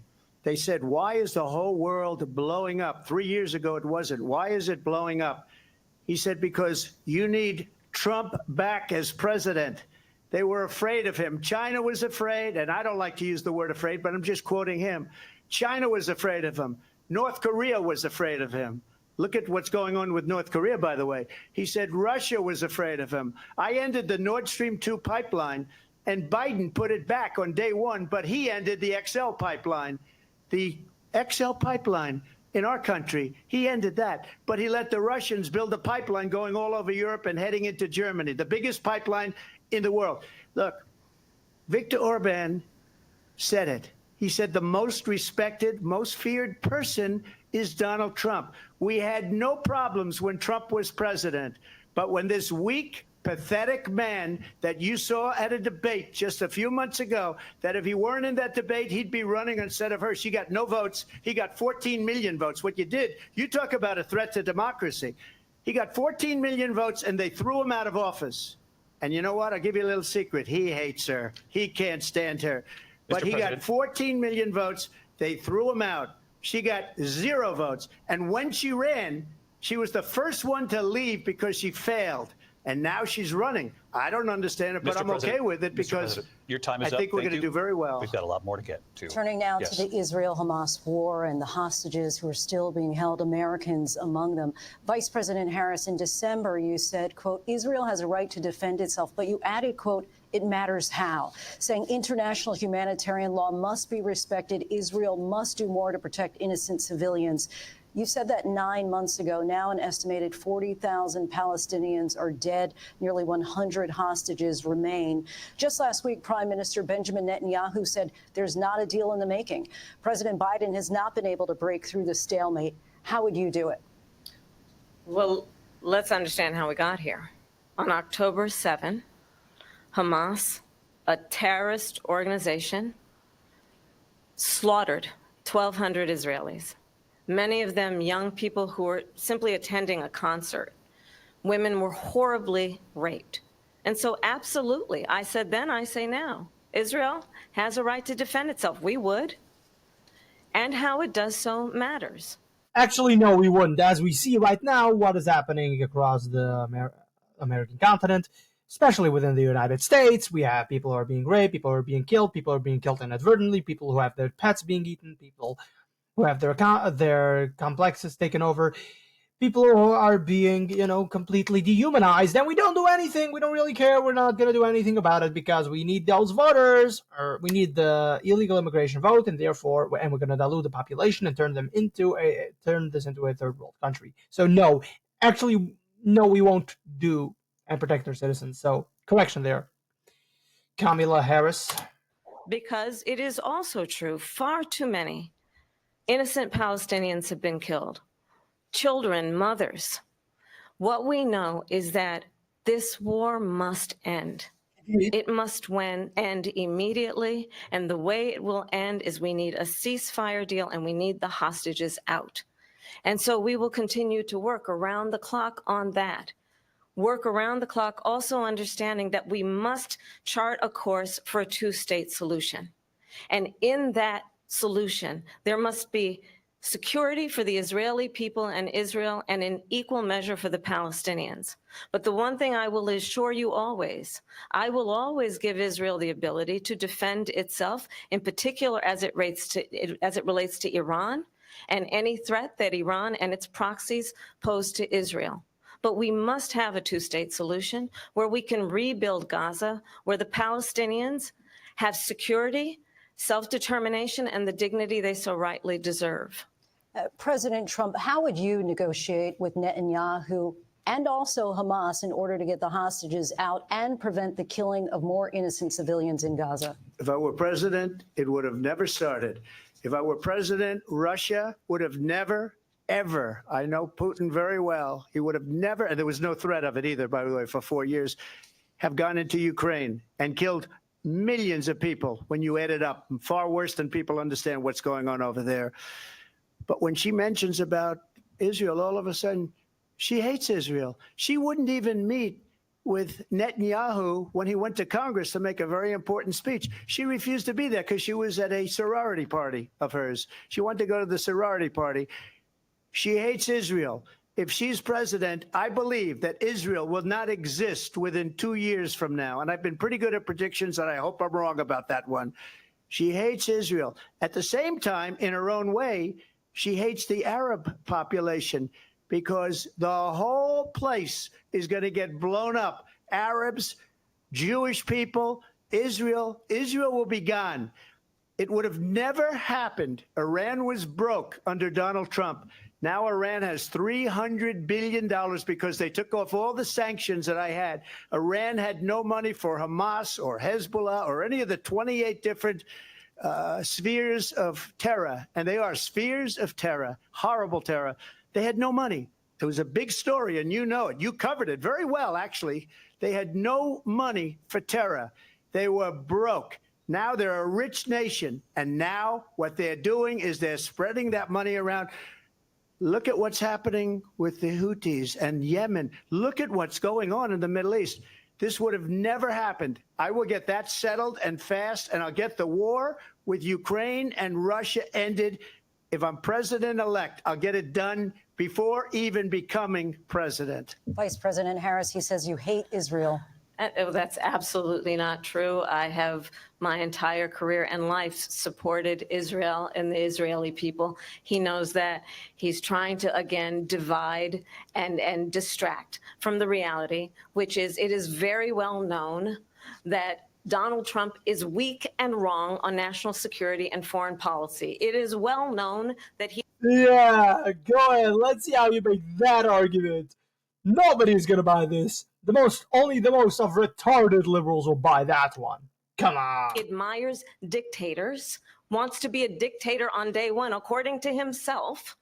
It is well known that he said of Putin that he can do whatever the hell he wants and go into Ukraine. It is well known that he said when Russia went into Ukraine, it was brilliant. It is well known he exchanged love letters with Kim Jong-un, and it is absolutely well known that these dictators and autocrats are rooting for you to be president again. Wonder if he's going to bring up the point that Putin endorsed her. Let's see if he does. It'll be funny. It'll be hilarious. Let's see if he actually does that. Again, because they're so clear. They can manipulate you with flattery and favors. And that is why so many military leaders who you have worked with have told me you are a disgrace.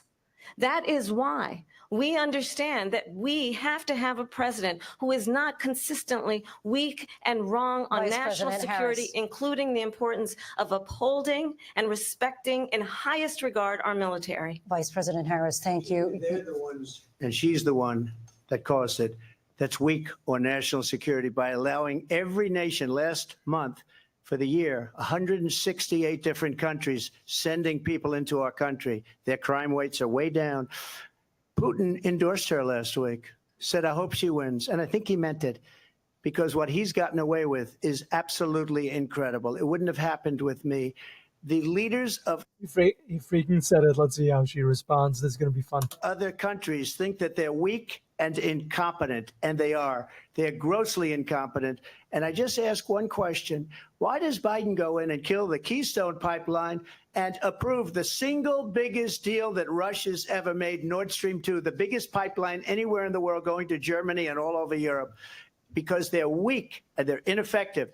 And Biden, by the way, President gets paid Trump, a lot of money. Thank you. We have a lot of issues to get to. We'll be right back with much more of this historic ABC News presidential debate from the National Constitution Center right here in Philadelphia. Back in a moment.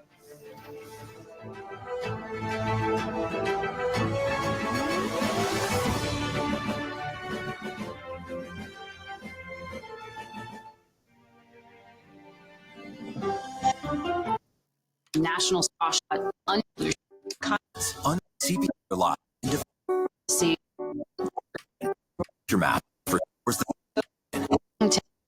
bring quite court. Whoa, let's freaking go. resourceful go deep come violate Philadelphia, Pennsylvania. Back to this historic ABC News presidential debate tonight. We're going to continue here, and I want to turn to the war in Ukraine. We're now 2.5 years into this conflict. Mr. President, it has been the position of the Biden administration that we must defend Ukraine from Russia, from Vladimir Putin, to defend their sovereignty, their democracy, that it's in America's best interest to do so, arguing that if Putin wins, he may be emboldened to move even further into other countries. You have said you would solve this war in 24 hours. You said so just before the break tonight. How exactly would you do that? And I want to ask you a very simple question tonight. Do you want Ukraine to win this war? I want the war to stop. I want to save lives that are being uselessly, people being killed by the millions. It's the millions. It's so much worse than the numbers that you're getting, which are fake numbers. Look, we're in for 250 billion or more because they don't ask Europe, which is a much bigger beneficiary to getting this thing done than we are.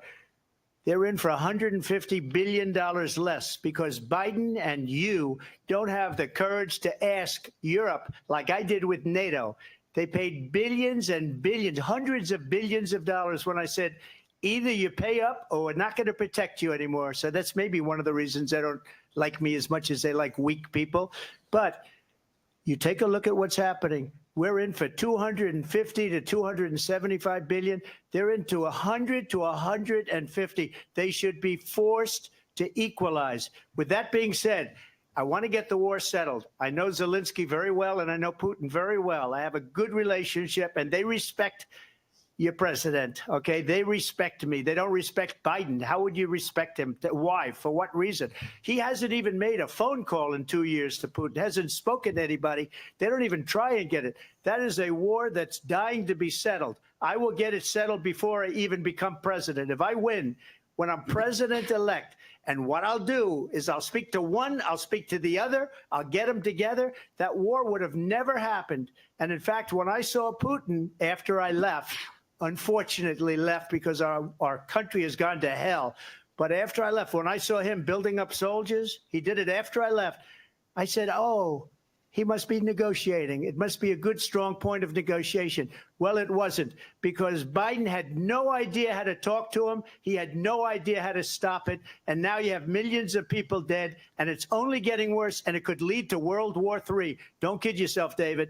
We're playing with World War III, and we have a president that we don't even know if he's. Where is our president? We don't even know if he's a president. And just to clarify they here, threw him out of a campaign like a dog. We don't even know. Is he our president? But we have a president, Mr. President, that doesn't know he's alive. Your time is up. Just to clarify in the question, do you believe it's in the U.S. best interest for Ukraine to win this war, yes or no? I think it's the U.S. best interest to get this war finished and just get it done. All right. Negotiate a deal, because we have to stop all of these human lives from being destroyed. I want to take this to Vice President Harris. I want to get your thoughts on support for Ukraine in this moment, but also as Commander-in-Chief, if elected, how would you deal with Vladimir Putin, and would it be any different from what we're seeing from President Biden? Well, first of all, it's important to remind the former president you're not running against Joe Biden, you're running against me. I believe the reason that Donald Trump says that this war would be over within 24 hours is because he would just give it up. And that's not who we are as Americans. Let's understand what happened here. I actually met with Zelensky a few days before Russia invaded tried through force to change territorial boundaries, to defy one of the most important international rules and norms, which is the importance of sovereignty and territorial integrity. And I met with President Zelensky. I shared with him American intelligence about how he could defend himself. Days later, I went to NATO's eastern flank, to Poland and Romania. And through the work that I and others did, we brought 50 countries together to support Ukraine in its righteous defense. And because of our support, because of the air defense, the ammunition, the artillery, the javelins, the Abrams tanks that we have provided, Ukraine stands as an independent and free country. If Donald Trump were president, Putin would be sitting in Kyiv right now. And understand what that would mean, because Putin's agenda is not just about Ukraine.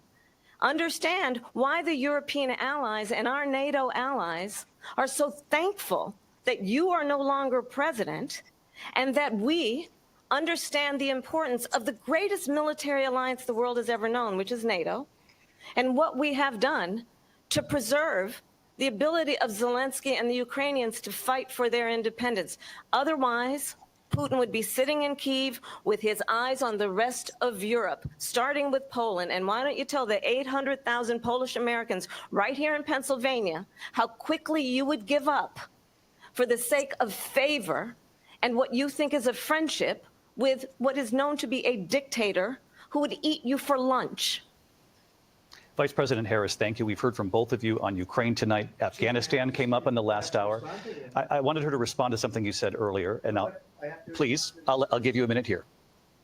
Putin would be sitting in Moscow, and he wouldn't have lost 300,000 men and women, but he would have been sitting in Moscow. Quiet, please. He would have been sitting in Moscow much happier than he is right now. But eventually, you know, he's got a thing that other people don't have. He's got nuclear weapons. They don't ever talk about that. He's got nuclear weapons. Nobody ever thinks about that. And eventually, maybe he'll use them, and maybe he hasn't been that threatening, but he does have that. Something we don't even like to talk about. Nobody likes to talk about it. But just so you understand, they sent her to negotiate peace before this war started. 3 days later, he went in and he started the war because everything they said was weak and stupid. They said the wrong things. That war should have never started. She was the emissary. They sent her in to negotiate with Zelensky and Putin, and she did. And the war started 3 days later. And that's the kind of talent we have with her. She's worse than Biden. In my opinion, I think he's the worst president in the history of our country. She goes down as the worst vice president in the history of our country. But let me tell you something. She is a horrible negotiator. They sent her in to negotiate. As soon as they left, Putin did the invasion. President Trump, thank you. You did bring up something. You said she went to negotiate with Vladimir Putin. Vice President Harris, have you ever met Vladimir Putin? Can you clarify tonight? Yet again, I said it at the beginning of this debate, you're going to hear a bunch of lies coming from this fella. And that is another one. When I went to meet with President Zelensky, I've now met with him over 5 times. The reality is it has been about standing as America always should, as a leader upholding international rules and norms, as a leader who shows strength, understanding that the alliances we have around the world are dependent on our ability to look out for our friends and not favor our enemies because you adore strongmen instead of caring about democracy. And that is very much what is at stake here. The President of the United States is commander-in-chief. And the American people have a right to rely on a president who understands the significance of America's role and responsibility in terms of ensuring that there is stability and ensuring we stand up for our principles and not sell them for the benefit of personal flattery. We've talked about Ukraine and Vladimir Putin. I do want to talk about Afghanistan. It came up in the first hour of this debate. I want to move on to Afghanistan. Stoltenberg said Trump did the most amazing thing I've ever seen. He got these countries, the 28 countries at the time, to pay up. He said, I've never seen. He's the head of NATO. He said, I've never seen. For years, we were paying almost all of NATO. We were being ripped off by European nations, both on trade and on NATO. I got them to pay up by saying one of the statements you made before, if you don't pay, we're not going to protect you. President Otherwise, Trump. we would have never gotten it. He said it was one of the most incredible jobs that he's ever seen done. Thank you. I want to turn to Afghanistan. It came up in the first hour of the debate, and we witnessed a poignant moment today on Capitol Hill, honoring the soldiers who died in the chaotic withdrawal from Afghanistan. I do want to ask the Vice President, do you believe you bear any responsibility in the way that withdrawal played out? Well, I will tell you, I agreed with President Biden's decision to pull out of Afghanistan. 4 presidents said they would, and Joe Biden did. And as a result, America's taxpayers are not paying the $300 million a day we were paying for that endless war. And as of today, there is not one member of the United States military who is in active duty in a combat zone in any war zone around the world, the first time this century. But let's understand how we got to where we are. Donald Trump, when he was president, negotiated one of the weakest deals you can imagine. He calls himself a deal maker. Even his national security advisor said it was a weak, terrible deal. And here's how it went down. He bypassed the Afghan government. He negotiated directly with a terrorist organization called the Taliban. The negotiation involved the Taliban getting 5,000 Taliban terrorists released. And get this, and the president at the time invited the Taliban to Camp David, a place of storied significance for us as Americans, a place where we honor the importance of American diplomacy, where we invite and receive respected world. Cool. Now let's see you do Hamas.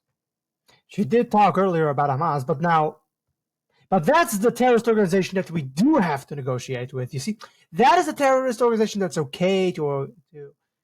I'm all for negotiation, but you can't have this. You can't have this double standard. Oh wait, yes, they can. Leaders, and this former president, as president, invited them to. But what were you about to say? You should have said it. Would have been much more entertaining than whenever this boring crap is going on. Camp David, because he does not again appreciate the role and responsibility of the President of the United States to be commander-in-chief with a level of respect.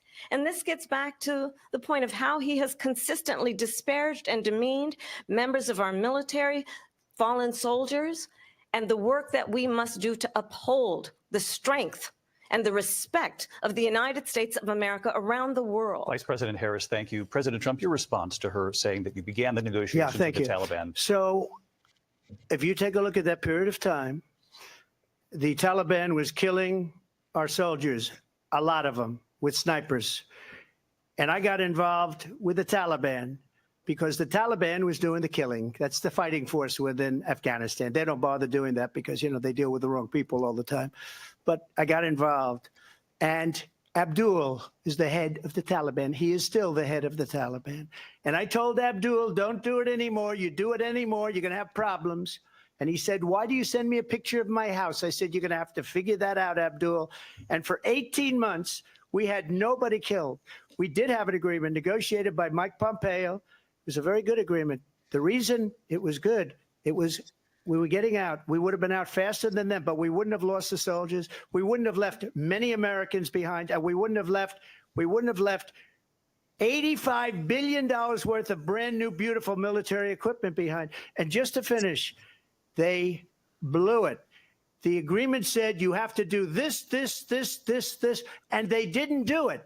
They didn't do it. The agreement was terminated by us because they didn't do what they were supposed to do. I want to move on. And these people did the worst withdrawal and, in my opinion, the most embarrassing moment in the history of our country. And by the way, that's why Russia attacked Ukraine, because they saw how incompetent she and her boss are. President Trump, thank you. I want to move on now to race and politics in this country. Mr. President, you recently said of Vice President Harris, quote, I didn't know she was black until a number of years ago when she happened to turn black, and now she wants to be known as black. I want to ask a bigger picture question here tonight. Why do you believe it's appropriate to weigh in on the racial identity of your opponent? I don't, and I don't care. I don't care what she is. I don't care. you make a big deal out of something. I couldn't care less. Whatever she wants to be is okay with me. But those were your words. So I'm I asking. don't know. I don't know. I mean, all I can say is I read where she was not black, that she put out, and I'll say that. And then I read that she was black, and that's okay. Either one was okay with me. That's up to her. That's up to her. Vice President Harris, your thoughts on this? I think it's, I mean, honestly, I think it's a tragedy. That's actually a very bad answer from Donald Trump. Should have said, well, this all this time, even though we have all these reports of the media, everyone reporting that she is the first Indian American. That everybody was reporting this. Everybody knew this. Then suddenly, out of nowhere, she calls herself black. Okay, fine, I don't really care. But then she starts doing a black accent. Since when did she get a black accent? She grew up in Canada. Like, where the hell did this come from? So I started questioning, meaning, why is she so fake and inauthentic? This doesn't make any sense. That should have been the line. And that was a terrible answer by Donald Trump. Keeping it real with you guys. Keeping it real. That we have someone who wants to be president who has consistently, over the course of his career, attempted to use race to divide the American people. You know, I do believe that the vast majority of us know that we have so much more in common than what separates us, and we don't want this kind of approach that is just constantly trying to divide us, and especially by race. And let's remember how Donald Trump started. He was land, he owned buildings, and he was investigated because he refused to rent property to black families. Let's remember, this is the same individual who took out a full-page ad in the New York Times calling for the execution of 5 young Black and Latino boys who were innocent, the Central Park 5. No, they were not. They were not. Took out a full-page ad calling for their execution. This is the same. That is a lie. They were not innocent. That is a lie. Look back at that story, you'll see that is a lie. They were not innocent. Same individual who spread birther lies about the first black president of the United States. And I think the American people want better than that, want better than this, want someone who understands, as I do, I travel our country. We see in each other a friend. We see in each other a neighbor. We don't want a leader who is constantly trying to have Americans point their fingers at each other.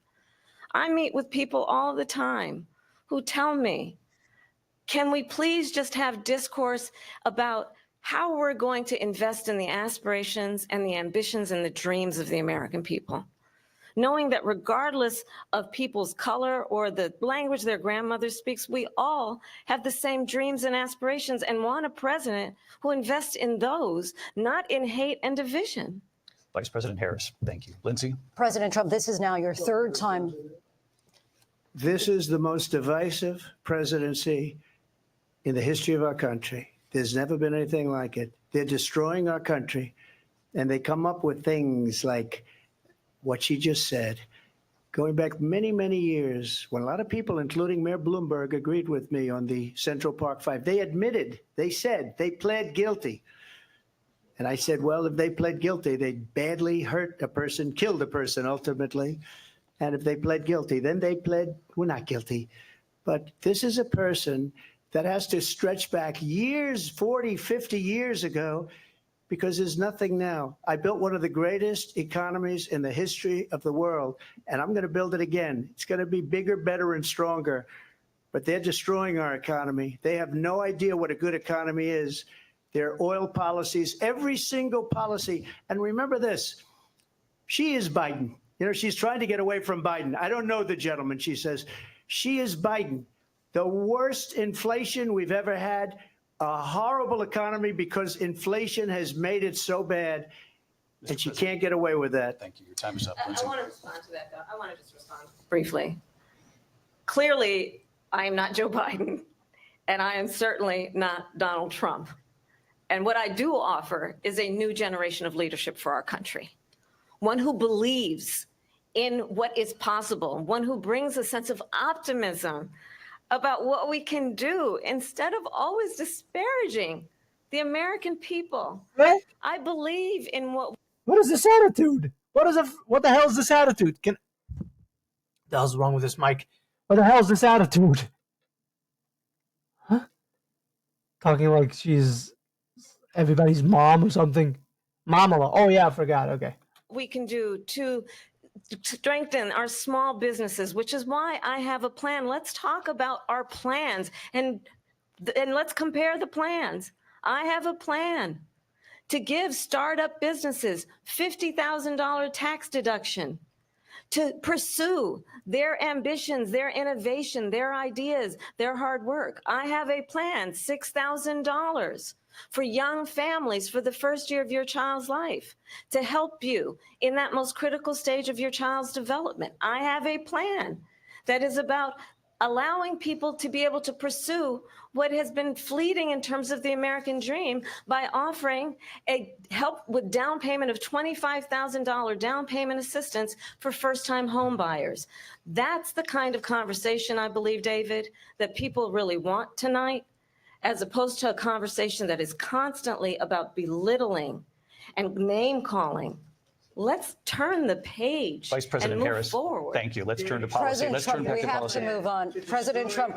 Let's turn to policy, She has please. a plan to defund the police. She has a plan to confiscate everybody's gun. President Trump, she we has do a have to plan move to on to not other allow issues. fracking in Pennsylvania or anywhere else. Okay. That's Thank you, what Mr. her President. plan is until just recently. I just need Lindsay, to go ahead. respond President because Trump, the President former Trump. president has said No, I'm something sorry. twice that I need to No, respond to. I'm sorry. We're I just need going to move on, respond Vice one President time Harris. to what he has President said Trump, this multiple is times. now your Yes. third time running for president. You have long vowed to repeal and replace the Affordable Care Act, also known as Obamacare. You have failed to accomplish that. You now say you're going to keep Obamacare, quote, unless we can do something much better. Correct. Last month, you said, quote, we're working on it. So tonight, 9 years after you first started running, do you have a plan, and can you tell us what it is? Obamacare was lousy health care, always was. It's not very good today. And what I said, that if we come up with something, and we are working on things, we're going to do it and we're going to replace it. But remember this, I inherited Obamacare because Democrats wouldn't change it. They wouldn't vote for it. They were unanimous. They wouldn't vote to change it. If they would have done that, we would have had a much better plan than Obamacare. But the Democrats came up. They wouldn't vote for it. I had a choice to make when I was president. Do I save it and make it as good as it can be, never going to be great, or do I let it rot? And I felt I had an obligation, even though politically it would have been good to just let it rot and let it go away. I decided, and I told my people, the top people, and they're very good people. I have a lot of good people in that administration. We read about the bad ones. We had some real bad ones too, and so do they. They have really bad ones. The difference is they don't get rid of them. But let me just explain. I had a choice to make. Do I save it and make it as good as it can be, or do I let it rot? And I saved it. I did the right thing. But it's still never going to be great, and it's too expensive for people. And what we will do is we're looking at different plans. If we can come up with a plan that's going to cost our people, our population, less money and be better health care than Obamacare, then I would absolutely do it. But until then, I'd run it as good as it can be run. So just a yes or no, you still do not have a plan. I have concepts of a plan. I'm not president right now. But if we come up with something, I would only change it if we come up with something that's better and less expensive. And there are concepts and options we have to do that. And you'll be hearing about it in the not too distant future. Vice President Harris, in 2017, you supported Bernie Sanders' proposal to do away with private insurance and create a government-run healthcare system. 2 years later, you proposed a plan that included a private insurance option. What is your plan today? Well, first of all, I absolutely support, and over the last 4 years as vice president, private healthcare options. But what we need to do is maintain and grow the Affordable Care Act. But I'll get to that, Lindsay. I just need to respond to a previous. Why though? She can't explain why. Devoid of any answers. Point that the former president has made. I've made very clear my position on fracking. And then this business about taking everyone's guns away. Tim Walz and I are both gun owners. We're not taking anybody's guns away. So stop with the continuous lying about this stuff. as it relates to the Affordable Care Act, understand, just look at the history to know where people stand. When Donald Trump was president, 60 times he tried to get rid of the Affordable Care Act. 60 times. I was a senator at the time when I will never forget the early morning hours when it was up for a vote in the United States Senate. And the late, great John McCain, who you have disparaged as being, you don't like. Give me a break with the self-virtue, self-righteousness. Oh, how amazing John McCain was. He was amazing. Then why didn't you vote for him? You attacked him at the time. Your political apparatus attacked him at the time. He was a weakling, and he surrendered to you. You're only like the Republicans that surrender to you. Let's be real. Like him, you said at the time, because he got caught. He was an American hero. The late, great John McCain, I will never forget that night, walked onto the Senate floor and said, no, you don't. No, you don't. No, you don't get rid of the Affordable Care Act. You have no plan. And what the Affordable Care Act has done is eliminate the ability of insurance companies to deny people with pre-existing conditions. I don't have to tell the people watching tonight, you remember what that was like? Remember when an insurance company could deny if a child had asthma, if someone was a breast cancer survivor, if a grandparent had diabetes? And thankfully, as I've been vice president and we over the last 4 years have strengthened the Affordable Care Act, we have allowed for the first time Medicare to negotiate drug prices on behalf of you, the American people. Donald Trump said he was going to allow Medicare to negotiate drug prices. He never did. We did. And now we have capped the cost of insulin at $35 a month. Since I've been vice president, we have capped. The insulin was under Donald Trump. You guys got rid of it and then reinitiated and took all the credit. That was Donald Trump's thing, not yours. You don't get any credit. You get zero credit. As a matter of fact, you get to be disparaged because you guys took it off in the first place. So shut up. So irritating.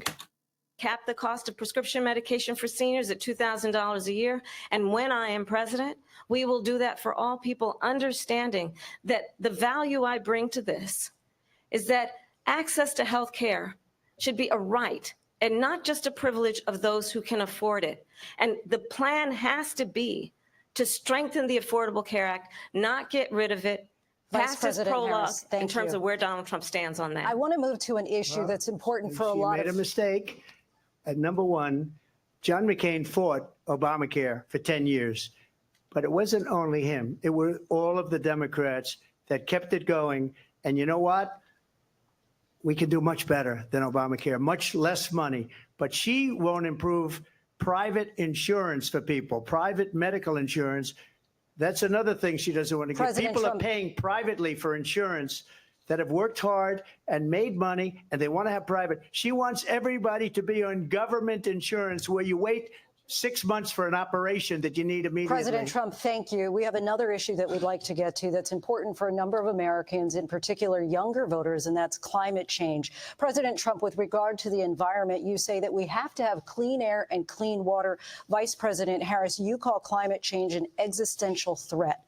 The question to you both tonight is, what would you do to fight climate change? And Vice President Harris, we'll start with you. 1 minute for you each. Well, the former president had said that climate change is a hoax. And what we know is that it is very real. You ask anyone who lives in a state who has experienced these extreme weather occurrences, who now is either being denied home insurance or it's being jacked up.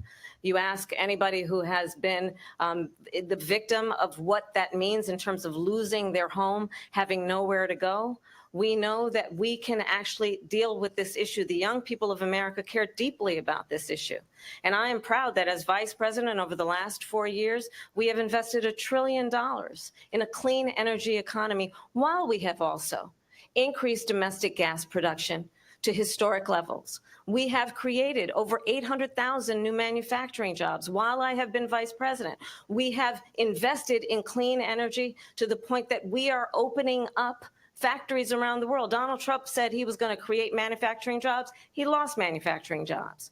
And I'm also proud to have the endorsement of the United Auto Workers and Sean Fain, who also know that part of building a clean energy economy includes investing in American-made products, American automobiles. It includes growing what we can do around American manufacturing and opening up auto plants, not closing them like happened under Donald Trump. Vice President Harris, thank you. That didn't happen under Donald Trump. Let me just tell you, they lost 10,000 manufacturing jobs this last month. It's going, they're all leaving. They're building big auto plants in Mexico, in many cases owned by China. They're building these massive plants, and they think they're going to sell their cars into the United States because of these people. What they have given to China is unbelievable. But we're not going to let that. We'll put tariffs on those cars so they can't come into our country, because they will kill the United Auto Workers and any auto worker, whether it's in Detroit or South Carolina or any other place. What they've done to business and manufacturing in this country is horrible. We have nothing because they refuse. You know, Biden doesn't go after people because supposedly China paid him millions of dollars. He's afraid to do it. Between him and his son, they get all this money from Ukraine. They get all this money from all of these different countries. And then you wonder, why is he so loyal to this one, that one, Ukraine, China? Why is he? Why did he get $3.5 million from the mayor of Moscow's wife? Why did he get what? Now to Israel. Oh, wait. We're not allowed to talk about that one. Why did she pay him $3.5 million? This is a crooked administration, and they're selling our country down the tubes. President Trump, thank you. Thank you. We'll be right back with closing statements from both of our candidates. An historic night, this ABC News presidential debate from Philadelphia. Back in a moment.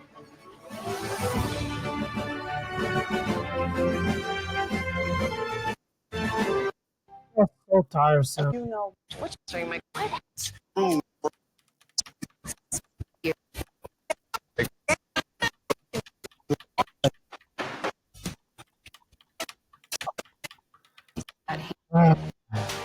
tiresome.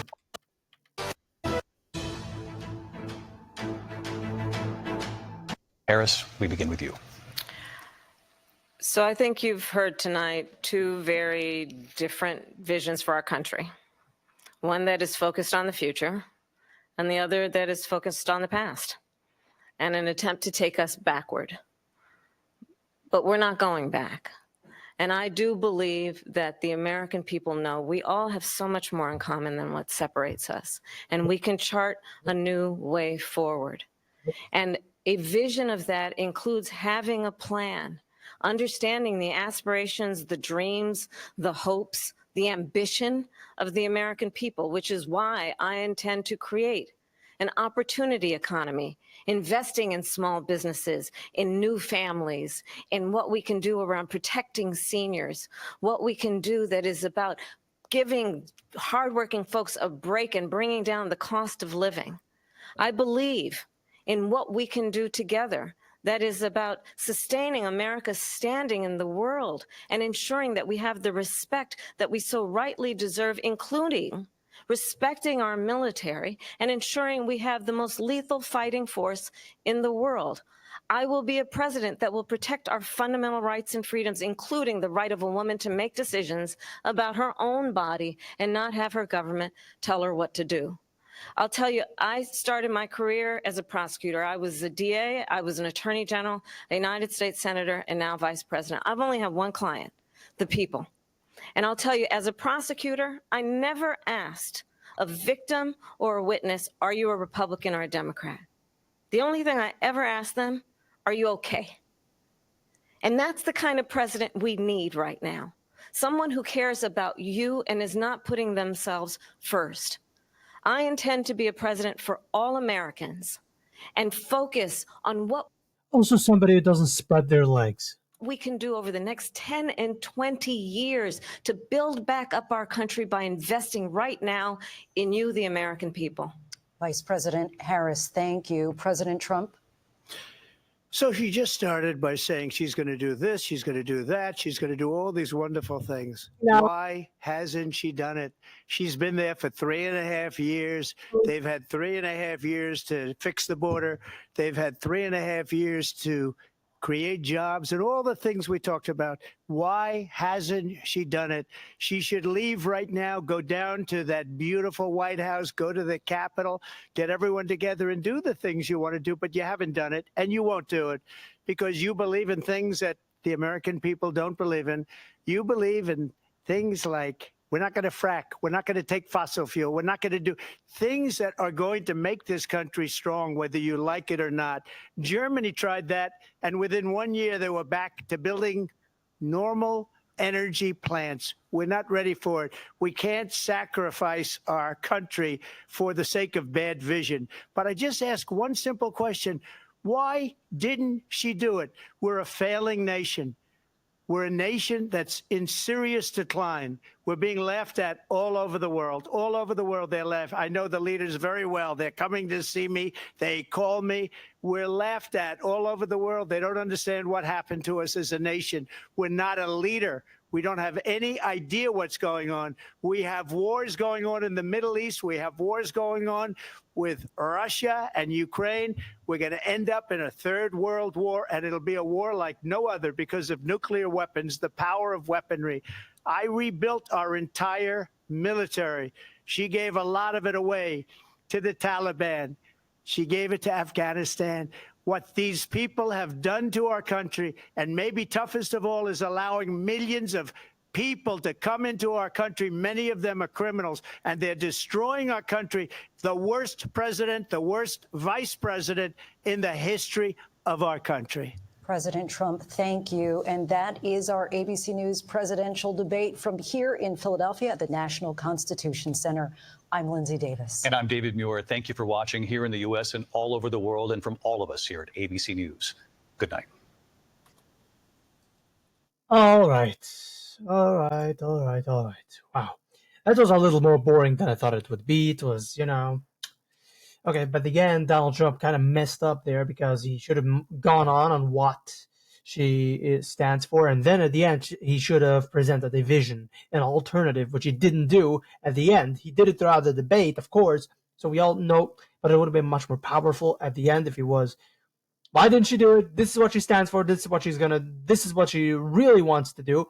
And finally, here is an actual vision for the country. This is what I'm going to do. Put out like 5 or 6 things, and that would have been much more powerful. But, this is how it went down. So, for those who think, who won here? I mean, I don't think anybody won. It's not like the previous debate where you could give... If you really want to say Donald Trump won, technically yes, but he needed to do a little bit more than win. He needed to be a little bit more decisive. He wasn't that decisive. I'm sorry to tell you guys. He wasn't that decisive. Kamala Harris was not anything special, but she also didn't do too much word salad, and she didn't laugh or cackle. So she did come prepared. And this will be the only debate, as it has been mentioned before. So this is all we get. I am underwhelmed completely, totally, and utterly. This was not what I was hoping for, and it's a sad state of events that it didn't go as good as I thought it would. But Donald Trump didn't lose, but it wasn't also the nail in the coffin for Harris. We'll see how this pans out, though, because there's still to see how other people's opinions are of this debate. So we'll see whatever they have to do. All right. So with that all being said, we have ended the episode. Thank you very much for listening. Please like, share, subscribe, leave 5 stars. Everybody do whatever you do just to boost the episode, okay? Subscribe, like, share. Thank you. And remember, my fellow radicals, stay political.